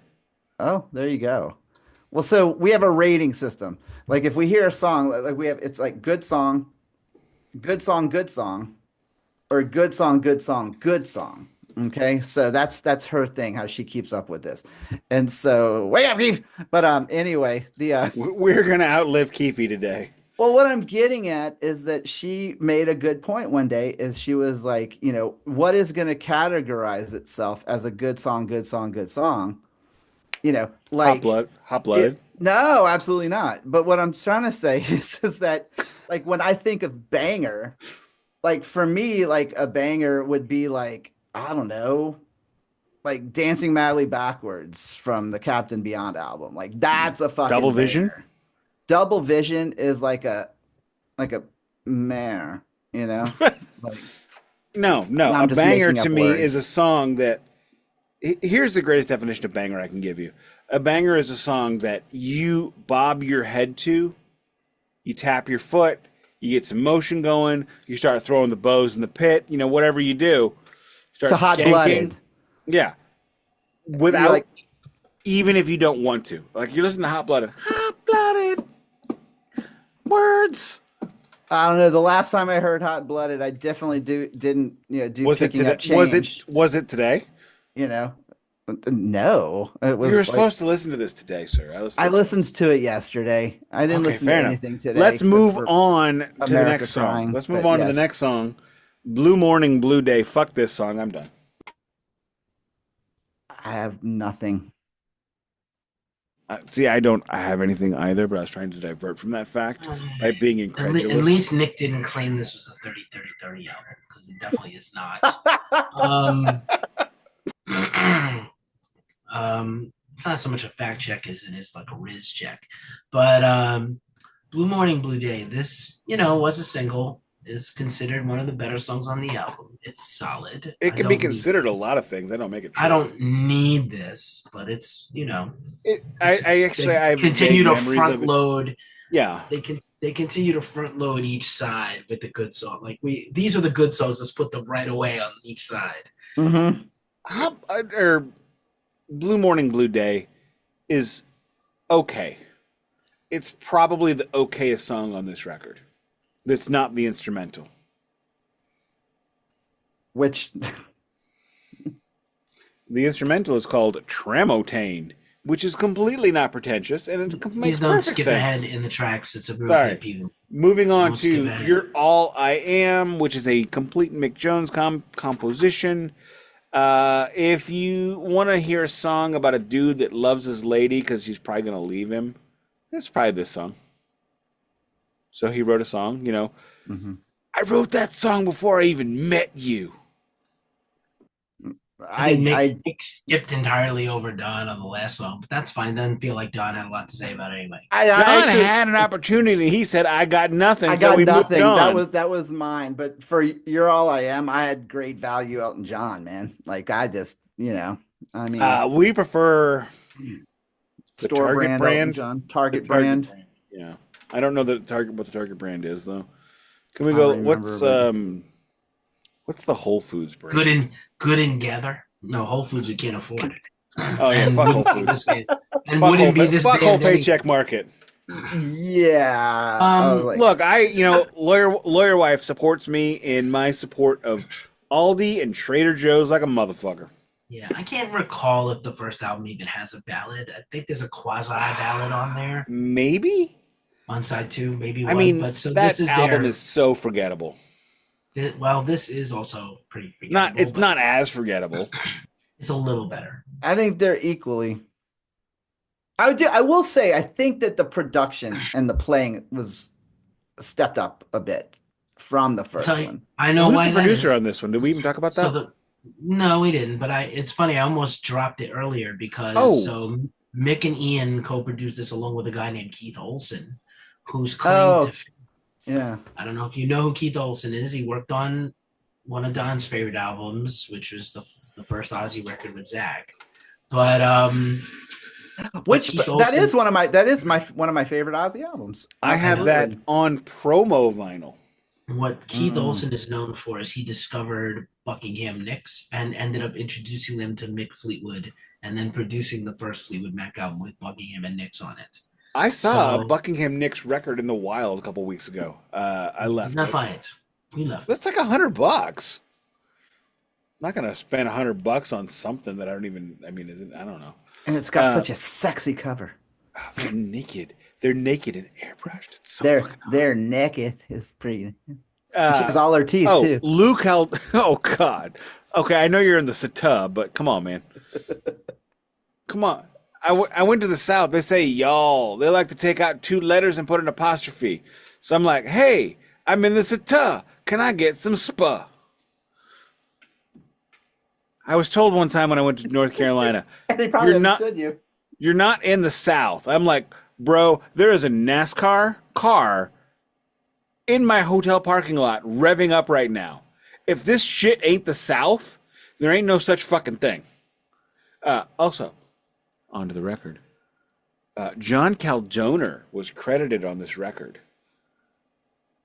He did nothing. He just got a credit. I always say Kalodner. Is it Caldoner? like Caldo, like Hang on, let me. Caldonia. I was just gonna say, was he Oh, talking about John yeah, I'm sorry. Kalodner? No, okay. I'm sorry. I read that wrong. Yeah. I John made it. Kalodner, who's like the infamous Yeah, impresario and he was producer. the dude. He was the dude. He's Looks like a not. lady with the beard. So he's a dude. He's not. He's an A&R. He's not a He's an producer. A&R guy, But yeah. when he gets producer points and credits on albums, is how he got to be incredibly rich. Oh yeah. We should, like I said, friend of the show, and hopefully one day guest Michael Anthony Alago, who signed Metallica to Elektra, was the A&R for Metallica for many years. And so like he explained this to me, how this all worked and why A&R is kind of a passing thing now. It's out of existence a little bit. But John, this is his first record with the band and like one of his first records that he's known for. And so like because of Double Vision, the joke of the like why they called the album Double Vision, which was a Mick Jones inside joke with John Kalodner. John Kalodner started listing his name in all the credits on every album he's part of as John Kalodner. John Kalodner. Like a law firm. He also shows up in the Dude Looks Like a Lady video. He's also often mistaken That's what I for said. He's often mistaken for Lon Friend because they look exactly alike. They do look exactly alike. It's bizarre. They could be twins. I never thought about that, but they totally do. Yeah, Eskimo dads. I've only And heard they're one equally of them talk. annoying too, which is I do not like Lon Friend. I don't like Lon Friend either. He drove me And nuts. my heart in, is additionally broken. Thank you so he much. he drove me nuts in a year and a half in life of Metallica. That's just the FBI warning. You're not funny, bro. He's incredibly funny. You're not funny, and Lars is not your friend. Rip magazine was actually the most important rock and metal magazine for a long time. I will be was the honest though, magazine? Rip magazine was the magazine for me that Look, like I'm in not my going to older tell years you was that I'm not awesome. insanely jealous of him, yeah. but I can be insanely jealous and still not like him because he bothered me on that video. And That's fair. I was 16 and he just sounded like a turd. He believe me, nobody knows that none of these guys are his friends more than him. If you read his books, he took a beating when he needed help and no one helped him, including like people Bon Jovi's and GNR's and Aerosmiths and Metallica's, and he was suffering and needed help and he reached his hand up for like, hey guys, could somebody help me? And they were like, zip, quiet. Nope, nothing. Fair Yeah, enough. I've got the two books that he put out, which I thought were Life on fantastic. Planet I've never Rock read is- Yeah, Life on Planet Rock is a great read. yeah, and then what was Sure. it? Sweet Demotion was the other one. Yeah, it's a pretty funny title. Nice book. I loved his books. I actually loved him. I'm just bitter because I had reached out to him probably about 7 years ago to do an interview with me, and he gave me a whole rundown about how, like, if I don't know who you are and I don't know what your website is, like, I'm not interested. And I said, well, here's a link to it if you'd like to check out. I've interviewed some cool people. He replied back to me, he goes, I'm too busy to talk to someone like you. Yep. And I replied back to him and I said, I hope you have a nice warm bowl of dung for dinner tonight. I would have dung. said, if You you're probably so did. busy, why are you talking to me now? Hey-oh, shark. Dude, anyone who talks to me obviously is not very busy. But carry on. That's like Let's me do saying this. That's like me saying I'm too busy to harass the damn SEO jackasses that bug me. Here's the thing. So Lon and I had a pen pal relationship for a while, email pals. And I tried to get him to do an interview with me, and he was like, blew me off several times. So I was like, I'm not going to try anymore. Anybody who like is 0 for 2 or 0 for 3, I don't do it anymore. Yeah. Don't blame you. Yeah. No. Where was I? Oh yeah, Sharks. Chris Barnes, I'm looking at you. Oh, we just got blocked by Chris Barnes. Thank you. He just blocked us on Twitter. I wish he would block me.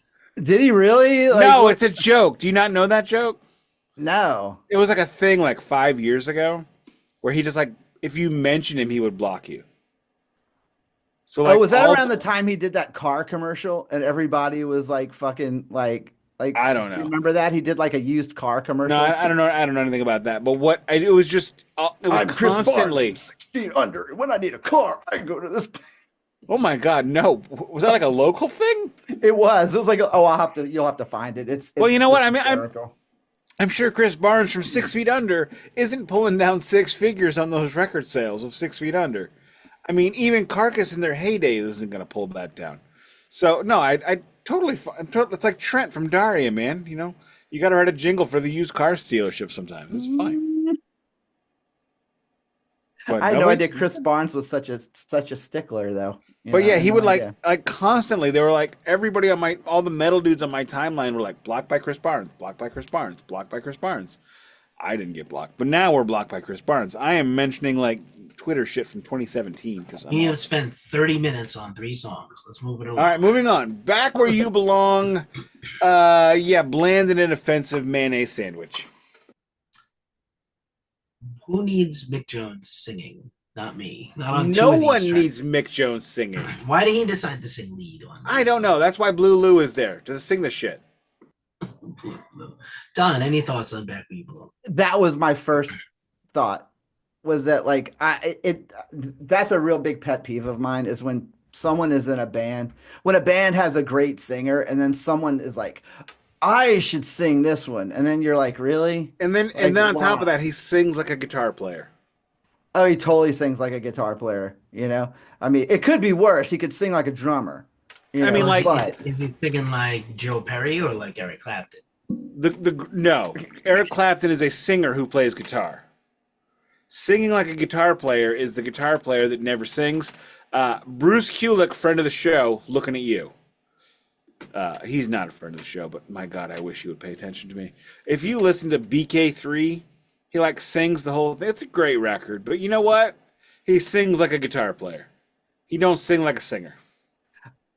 I met Bruce Kulick at the Ugly Kid Joe show in Atlanta. I met Bruce Kulick at a Union concert, the one Union show in St. Louis. My ex-wife looks at him and goes, we should have brought History for you to sign it, because our copy had Ace Frehley and Peter Criss, not Eric Singer and Bruce Kulick. And Bruce Kulick gets real angry, because this is around the time after his divorce. And if you watch Tale of the Fox, he's like, yeah, when my wife left me, she got half. I had 3 houses. Now I have none. I had to live in a motel until Kiss royalties came through. But she got half. Yeah, so he looked up at her like, yeah, maybe next time. And I felt, I mean, in his head he went, bitch, I assume. And then like throughout the whole show, he's like looking at us going, do you know these fucking songs? It's like, yeah, bitch, I know the songs. Old Man Wise and shit, I know what that is. So yeah, Back Where You Belong, not great. Moving on to Love Has Taken Its Toll. And if you want to hear a song from the 70s about love that has nothing to do with anything, and it's just like a random word generator, if you put in 70s love ballad to Chat GPT, you'd probably get this song. Mercilessly short at 3 minutes and 29 seconds. That's the best thing I can say about this. That is the meanest thing you can say. It's forgettable. Yeah, it is. Don, you got anything to say? Honestly, I was looking at my little note here that I made about that song, and one of the things I wrote down was like pretty decent song, but it kind of reminds me of like where the Black Crows around shake, like somewhere between Shake Your Moneymaker and Southern Harmony. Like, Yeah, did I kinda had not like just say that? Chat GPT 70s rock song about love? that's exactly what the Black Crows is. Absolutely, yes. Touche, Nick. I But like the again, Black Crows, but that they are what it's they are. I mean, it's if you're looking for the the meaning of life with the Black Crows, you're barking up the wrong fucking tree. yeah, but Flip see, the Black record. Crows, good band, good band. Yeah, good band. Flip the record. Foreigner. We're gonna head back down onto Bangertown for Double Vision. Yeah. Double Vision was one of the songs in the Foreigner episode, the Foreigner Build episode of Aqua Teen Hunger Force, where that was one of the superpowers. So when Ignignot sang Double Vision at Frylock, Frylock could no longer use his eyeball lasers. Still a reasonably good song too. I wouldn't call it a banger. It is a hit song. The sports radio show I used to listen to growing up as a youth used to go to commercial A break Ute? to the inch as a Ute. The It's a Ute. The two Utes. The two Utes. The Excuse me, did you say Ute? What the heck is a Ute? That's the best. They used to go to commercial break with Double Vision as the music. It's a good song. I wouldn't quite say it's a banger, but it is a big hit. Certified. Let's talk about how bad this album artwork is, because it's like this super Oh, do we need photography. Well, I mean, it's the title track and it's the title of the album, and it's like this is what they chose. Okay, It's not that's good. fair. This is an ugly fucking cover. It's stupid. It's It's not so purple. much ugly. It's just kind of blah. Hang on, which one do I have? There's two different versions of it. The photographs. There's it's no like other the- cover. No, It's there's like two. it's got like the long black and white, like It's the same. It's like the same horizontal pictures, but picture with like they just look different. it to me it just looks like a bad like photo art project from somebody who was in like ninth grade and had to turn something in and at 3 and they started it at noon, you know. This is like a straight up. Yeah, this is definitely a art project turned in just past the deadline. Absolutely. But now it how was, do due you at, say it was due at 3 and they got it in at 3:02. Don, you're from New Orleans, right? yeah. So apparently the photo is in front of the famous Marketplace Produce Company number 81 in the French Marketplace. Is that something the world over people would know the minute they see this image, where there's no actual building you can ascertain what is behind them? Could be It's anywhere a in the door world. and a wall. I mean, Absolutely not, dude. It looks like just another fucking brick waller band. it looks like a like warehouse that like Whitesnake did all their videos in. And actually, to be honest, that even that landmark building that you just list, I had no fucking idea what it was. I mean, I know where the French Market is, but that's definitely not a staple building of New Orleans. You know, like now if it's on like the side of where the of the old warehouse, Like they, like you know, they or like flew- Tipitina's, like they flew to New Orleans to take this photo. Why? That is like the biggest waste of money I've ever heard since Storm In Thurgerson. front of that. Since Storm Thurgerson having to go to Fiji to photograph a dude going into water for Wish You Were Here. That documentary about hypnosis. Was Hypnosis, incredible. that was such a I haven't so- seen that. All I've seen is Oh. the Wish You Were Here documentary where Oh, David Gilmour really got like a little squiffy and upset about how much money Storm Thurgerson spent on going to They do were like like, photo we shoots. could have just did it in the studio with a bunch of sand. Like, why did he fly to Fiji? Why did he go to a mountaintop in Kilimanjaro? Like We'd why have to- we'd have- yeah. It's like there's like they- four photos. there's- One is in the Sahara, one's in Fiji. Like, There's could you a- have done that in LA? Yo, this is amazing. They did a Wings album cover where they went like, oh, we're gonna do it in Hawaii, and we're gonna have a Victorian fainting couch and a sheep. And then they get to Hawaii and they find out they don't have any Victorian fainting couches, so they had to build one from scratch. And then there's no sheep on the I island remember except that. one. One There's a sheep. zoo that has one sheep. They and couldn't had use to a goat. rent couldn't use a the goat. sheep. Had to rent the sheep for the day. Rent a And sheep. treat the sheep very well, and a sheep handler with the sheep. So you gotta pay And him. then, and then the sheep did not want to lay on the fainting couch they had to build because it couldn't get I know. for like $300,000 to shoot this album cover. What is going on? Why? And people wonder why AI has been so wonderfully accepted by the Because world. Storm Thurgerson isn't spending your whole fucking advance on one picture of the four for the inside sleeve. I mean, in the photos that he had to go to Fiji and the Sahara and Kilimanjaro for, they're not even on the sleeve. And Look, then, when I heard that, McCartney, that was real beds on a beach, and I saw that pic, I was like, seriously? And they were just like, oh yeah, he had every bed brought in, assembled, placed, and like apparently stood up on a ladder, was actually telling people that they needed to move certain beds like a certain way. And I was just like, really? Yeah. Okay, At least with how Paul much McCartney- cocaine was he on that day? Well, at least Gotta with be a lot. McCartney, he was like, let's get the shot, man. Like, let's finish this because like we gotta do stuff. It's like this cocaine's not going to snort itself. Yeah. If you don't take the snap, you can't have any of the cocaine. Michael Caine is going to come and have the cocaine. Michael Keaton's going to have the cocaine. That's fantastic. Okay. Okay. I'm not feeling well enough to do my Michael Caine impersonation today, but next time you make that joke, Nick, I promise. All right, Nick, it's your time. Let's talk about that instrumental you love. No. Next song. Tramadol. That is Next song. Yeah. Tramontagne or something. I have waited so long to get past the instrumental. Tramontagne. That was. I don't that was- care. Very similar to when Steven Tyler and Joe Perry left the studio and the other three guys made a song. This is that, except with this band. Yes. I forgot about that. That's on the with pin. him. That's on the. So on when the Joe Pandora's Perry and box, Joe yeah. Perry and Steven Tyler went to the bathroom because they didn't want to share the speedball with anybody else. Let's make a song, guys. No, it's more like, come on, guys, let's make a song. We're gonna park the car at Harvard Yard. We're gonna make this song, and Steven and Joe, they're gonna come back and be like, God, that's a wicked good song. That's accurate. That's Wasn't accurate. it? There was that story about Tyler and Perry were at some party after.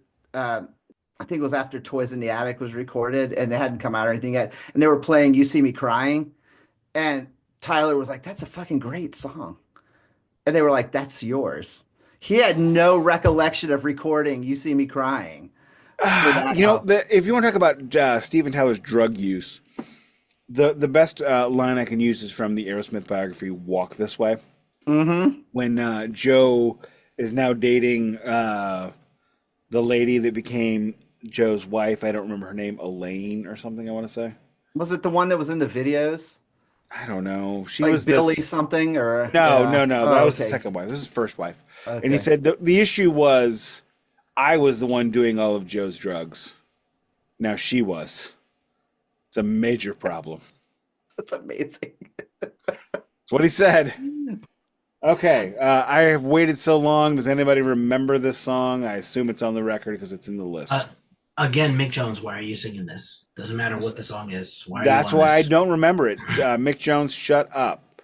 I'm going to quote Frank Zappa. Shut up and play your guitar. Mm-hmm. I don't know. Like, this was one of those that, like, musically, I was kind of psyched about when it first started because I was like, oh, this is kind of cool. This is kind of like a little folky, a little kind of, like it kind of had this almost like a jealous guy kind of vibe starting out, and then once it got like I don't know, Man, you are basically really reading into Foreigner songs. I mean, okay, like basically the way song was deeper than it 3 needs to minutes and go. 7 seconds too long. It's only wow. Wait, hang on. So it should have It's been a 4 minute? minutes and 7 seconds. Okay. Yeah. Can we just move on to Lonely Children and then not talk about it? I have Dude, nothing to say about this song. I was buying beer at the grocery store. I This It was have this playing album in is my a ears. I have 2080. LOL. No, this album That's is 3070s. Every bit of 3070. I don't know. I have Lonely Children dash I don't know what the LOL. That's third all I have. song to make it 30 is, but I'll find one eventually. Oh, it's the instrumental. The instrumental. That's the one. You heard me talk about how great it No, was. Tram it all. No. no. Cram it all. Cram it Cram all, it Rob. all. Cram it all, Norton. Not that good. Not that Which good. one? Lonely Children. My Lonely joke Children, or not the that song? Both. Oh, whoa! I was Wait, asking you to compliment me. wait, what song did you just dog? I like totally went No, out for Lonely like a Children. second. Everything that's not Hot Lonely Blooded or Children. Double Vision, basically. Yeah, Like I Lonely said, Children. Lonely Children had a little bit of promise for me at first. I was like, this might be it, and then I was like, okay, A lot no. of broken. This song is a broken promise. Yeah. I Okay, mean, let's. it's like a 2 minute song that went on 2 minutes too long. All right, you know what? Let's finish this out with the magic, with Agatha Harkness, Spellbinder. This song is fucking awful, and should not be on a record. I have one a word. record that has sold 7 million albums. I know Seriously. it sold 7 million albums with this piece of shit on it. You know how you know it's not a single? Because it sold 7 million copies. I don't know what it was, but I have here. I just wrote Smellbinder. I don't know. I didn't know what else to say. Appropriate. Keefy, what do you got to You say know- about Spellbinder? Not much. You know what's interesting? That's not about Spellbinder is David Paik. David Paik of Toto did the string arrangements on this album. You can go down to Toto. There were strings on Toto this record? Yeah, there's a few. Toto. So they really Toto were saving Rabbit. up for their yacht. Okay, so this says so much to me right now. Is that you had member of Toto, you had a member of King Crimson, and not even they could scrub the white off of this stuff. It's almost like when those people came into the studio, they caught the white and they were like, Yeah. Do you know what the white? Do you know where the white came must from? leave. The white came from Colombia. Full circle to the cocaine. Oh, you guys, you know who sang backup vocals on this record though? Yeah. Cocaine. Is Ian Lloyd. No, seriously. So what you're Ian saying is Lloyd. they didn't pull a Chili Peppers on this one? May I speak? Yes. I had this much energy left. I'm on E. I'm sorry. Ian Lloyd, who I bet Don has this record, Stories, the one-hit wonder band Stories, that has the song Brother Louie. Yeah, I don't have that one though, but Great singer. Like, surprising that guy didn't become like a bigger superstar kind of rock singer, but just never, just the one song and the one hit wonder band, and that was it in 73. He did like a bunch of sessions for other bands, so he was like a go-to backing vocalist, and he sings backing vocals all over this album. That's it. I mean, Can somebody remind me what my joke was? Oh, who knows? I feel like it was funny. Probably not. Dude! you know what? Especially if you can't Basically, remember it. in a nutshell, what I have to say is my take on this album, my review, is that it's got the most interesting facts with the most uninteresting music. My take on this record is we are living in an era where it's not uncommon for bands to put out 2 to 3 records a year. And when you do that, you're not expected to fill a record. On top of that, there's no streaming in 1978. There's no music videos to speak of in 1978. There is just singles. So, and you know, we joked a lot on this episode, but Double Vision and Hot Blooded, whether or not you can Lie to yourself and say they're not bangers, or tell the truth to the world is fine. Doesn't matter. Because those two songs were amazing, major, major hits. And we were talking about an era where a major hit sells 1 million copies of your record. That's true. They did put 3 albums out 3 years in a row, which is a feat, and they toured a bit here. You know what I'll say? My take on this record is the hits are not as good as the hits on the first record, but the record overall is better sounding, but not necessarily better. Mm-hmm. Yeah, it is better, but it is better and better sounding. It's not. But I would pick better. like those first 2 songs off of the first record over Hot Blooded. What were those 2 songs again?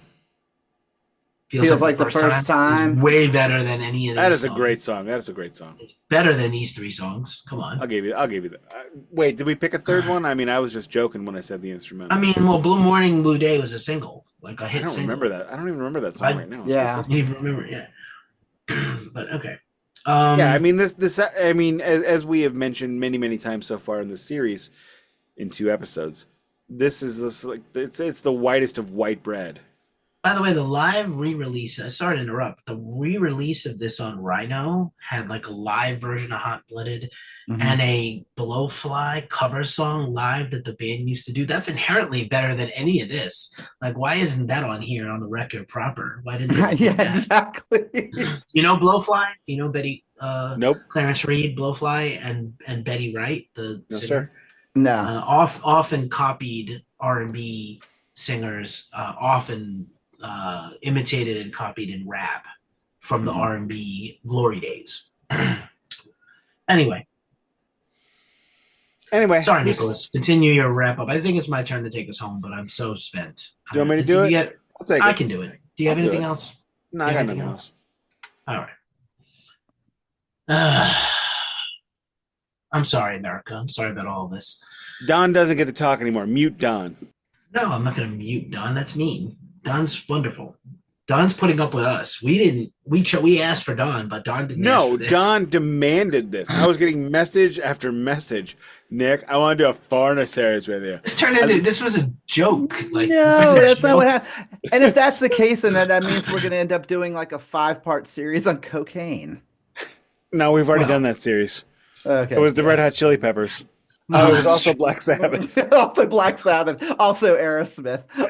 We haven't done the Aerosmith cocaine series yet. It's coming. It's coming. We should. Mini series, dude. Jesus. Sponsored by Bolivia. Aerosmith. Sponsored by pure, uncut Peruvian cocaine. Get it at your local crack house. Does Don know about Nick's love of the word schneef? Schneef is Don's. Oh, I remember what the joke was. Schneef is from Letterkenny, by the way. What the hell? Who? What was that? Somebody outside my building. Keefy City is the greatest city because they gives us natural sound effects all the time. Last week we were talking about in the wild and we hear caw. It's amazing. We're clearly in the Matrix. I question the reality of both of you. I just assumed it was the people he had locked in his crawl space. I don't know. As long as they put the lotion on the skin, it's fine. Whatever. And what the joke I was telling earlier was how the Red Hot Chili Peppers and George Clinton didn't have enough money to pay for their dealer, the cocaine from the dealer. Mm-hmm. So to pay him, they gave him a co-writing credit on a song and let him sing. So there's a dealer singing on a Red Hot Chili Peppers song. That's amazing. With a co-writing credit. With points on an album from a band in the Hall of Fame. Yeah. Seriously. Yeah. That's incredible. I will never get the hours of my life back spent listening to Freaky Styley or that album sucks ass. It is terrible. It is the whole album sounds like this. Oh, it was which is so funny because Mother's Milk was such a great record. Oh, great record. I mean, top to bottom, that's not as good as it's not as good as One Hot Minute. Can we mute Nick, please? Thank you. Okay. I said. And on that note, You have been listening to another edition of the Glacially Musical Podcast. I'm your host or co-host, Ghost Called Keefy. I'm here with the host, Nick Cameron. You know where to find us all. Thank you once again to Don Leaumont. That is the correct pronunciation of his name. Please say it with grace and not with disrespect. And you've been listening to our podcast. Thanks for being a real one. If you're here, someone's going to win those vinyl bundles. The contest closed last week or giveaway, whatever. I'm very tired. This episode has been brought to you by Vapor Rub and NyQuil. And as we say every week at this juncture of the show, it's the Glacially Musical Podcast. It doesn't play in Peoria. Farner absolutely did play in Peoria on this tour, supporting Double Vision, which I also have now. And you know what happened when they got there? Money. What in the hell?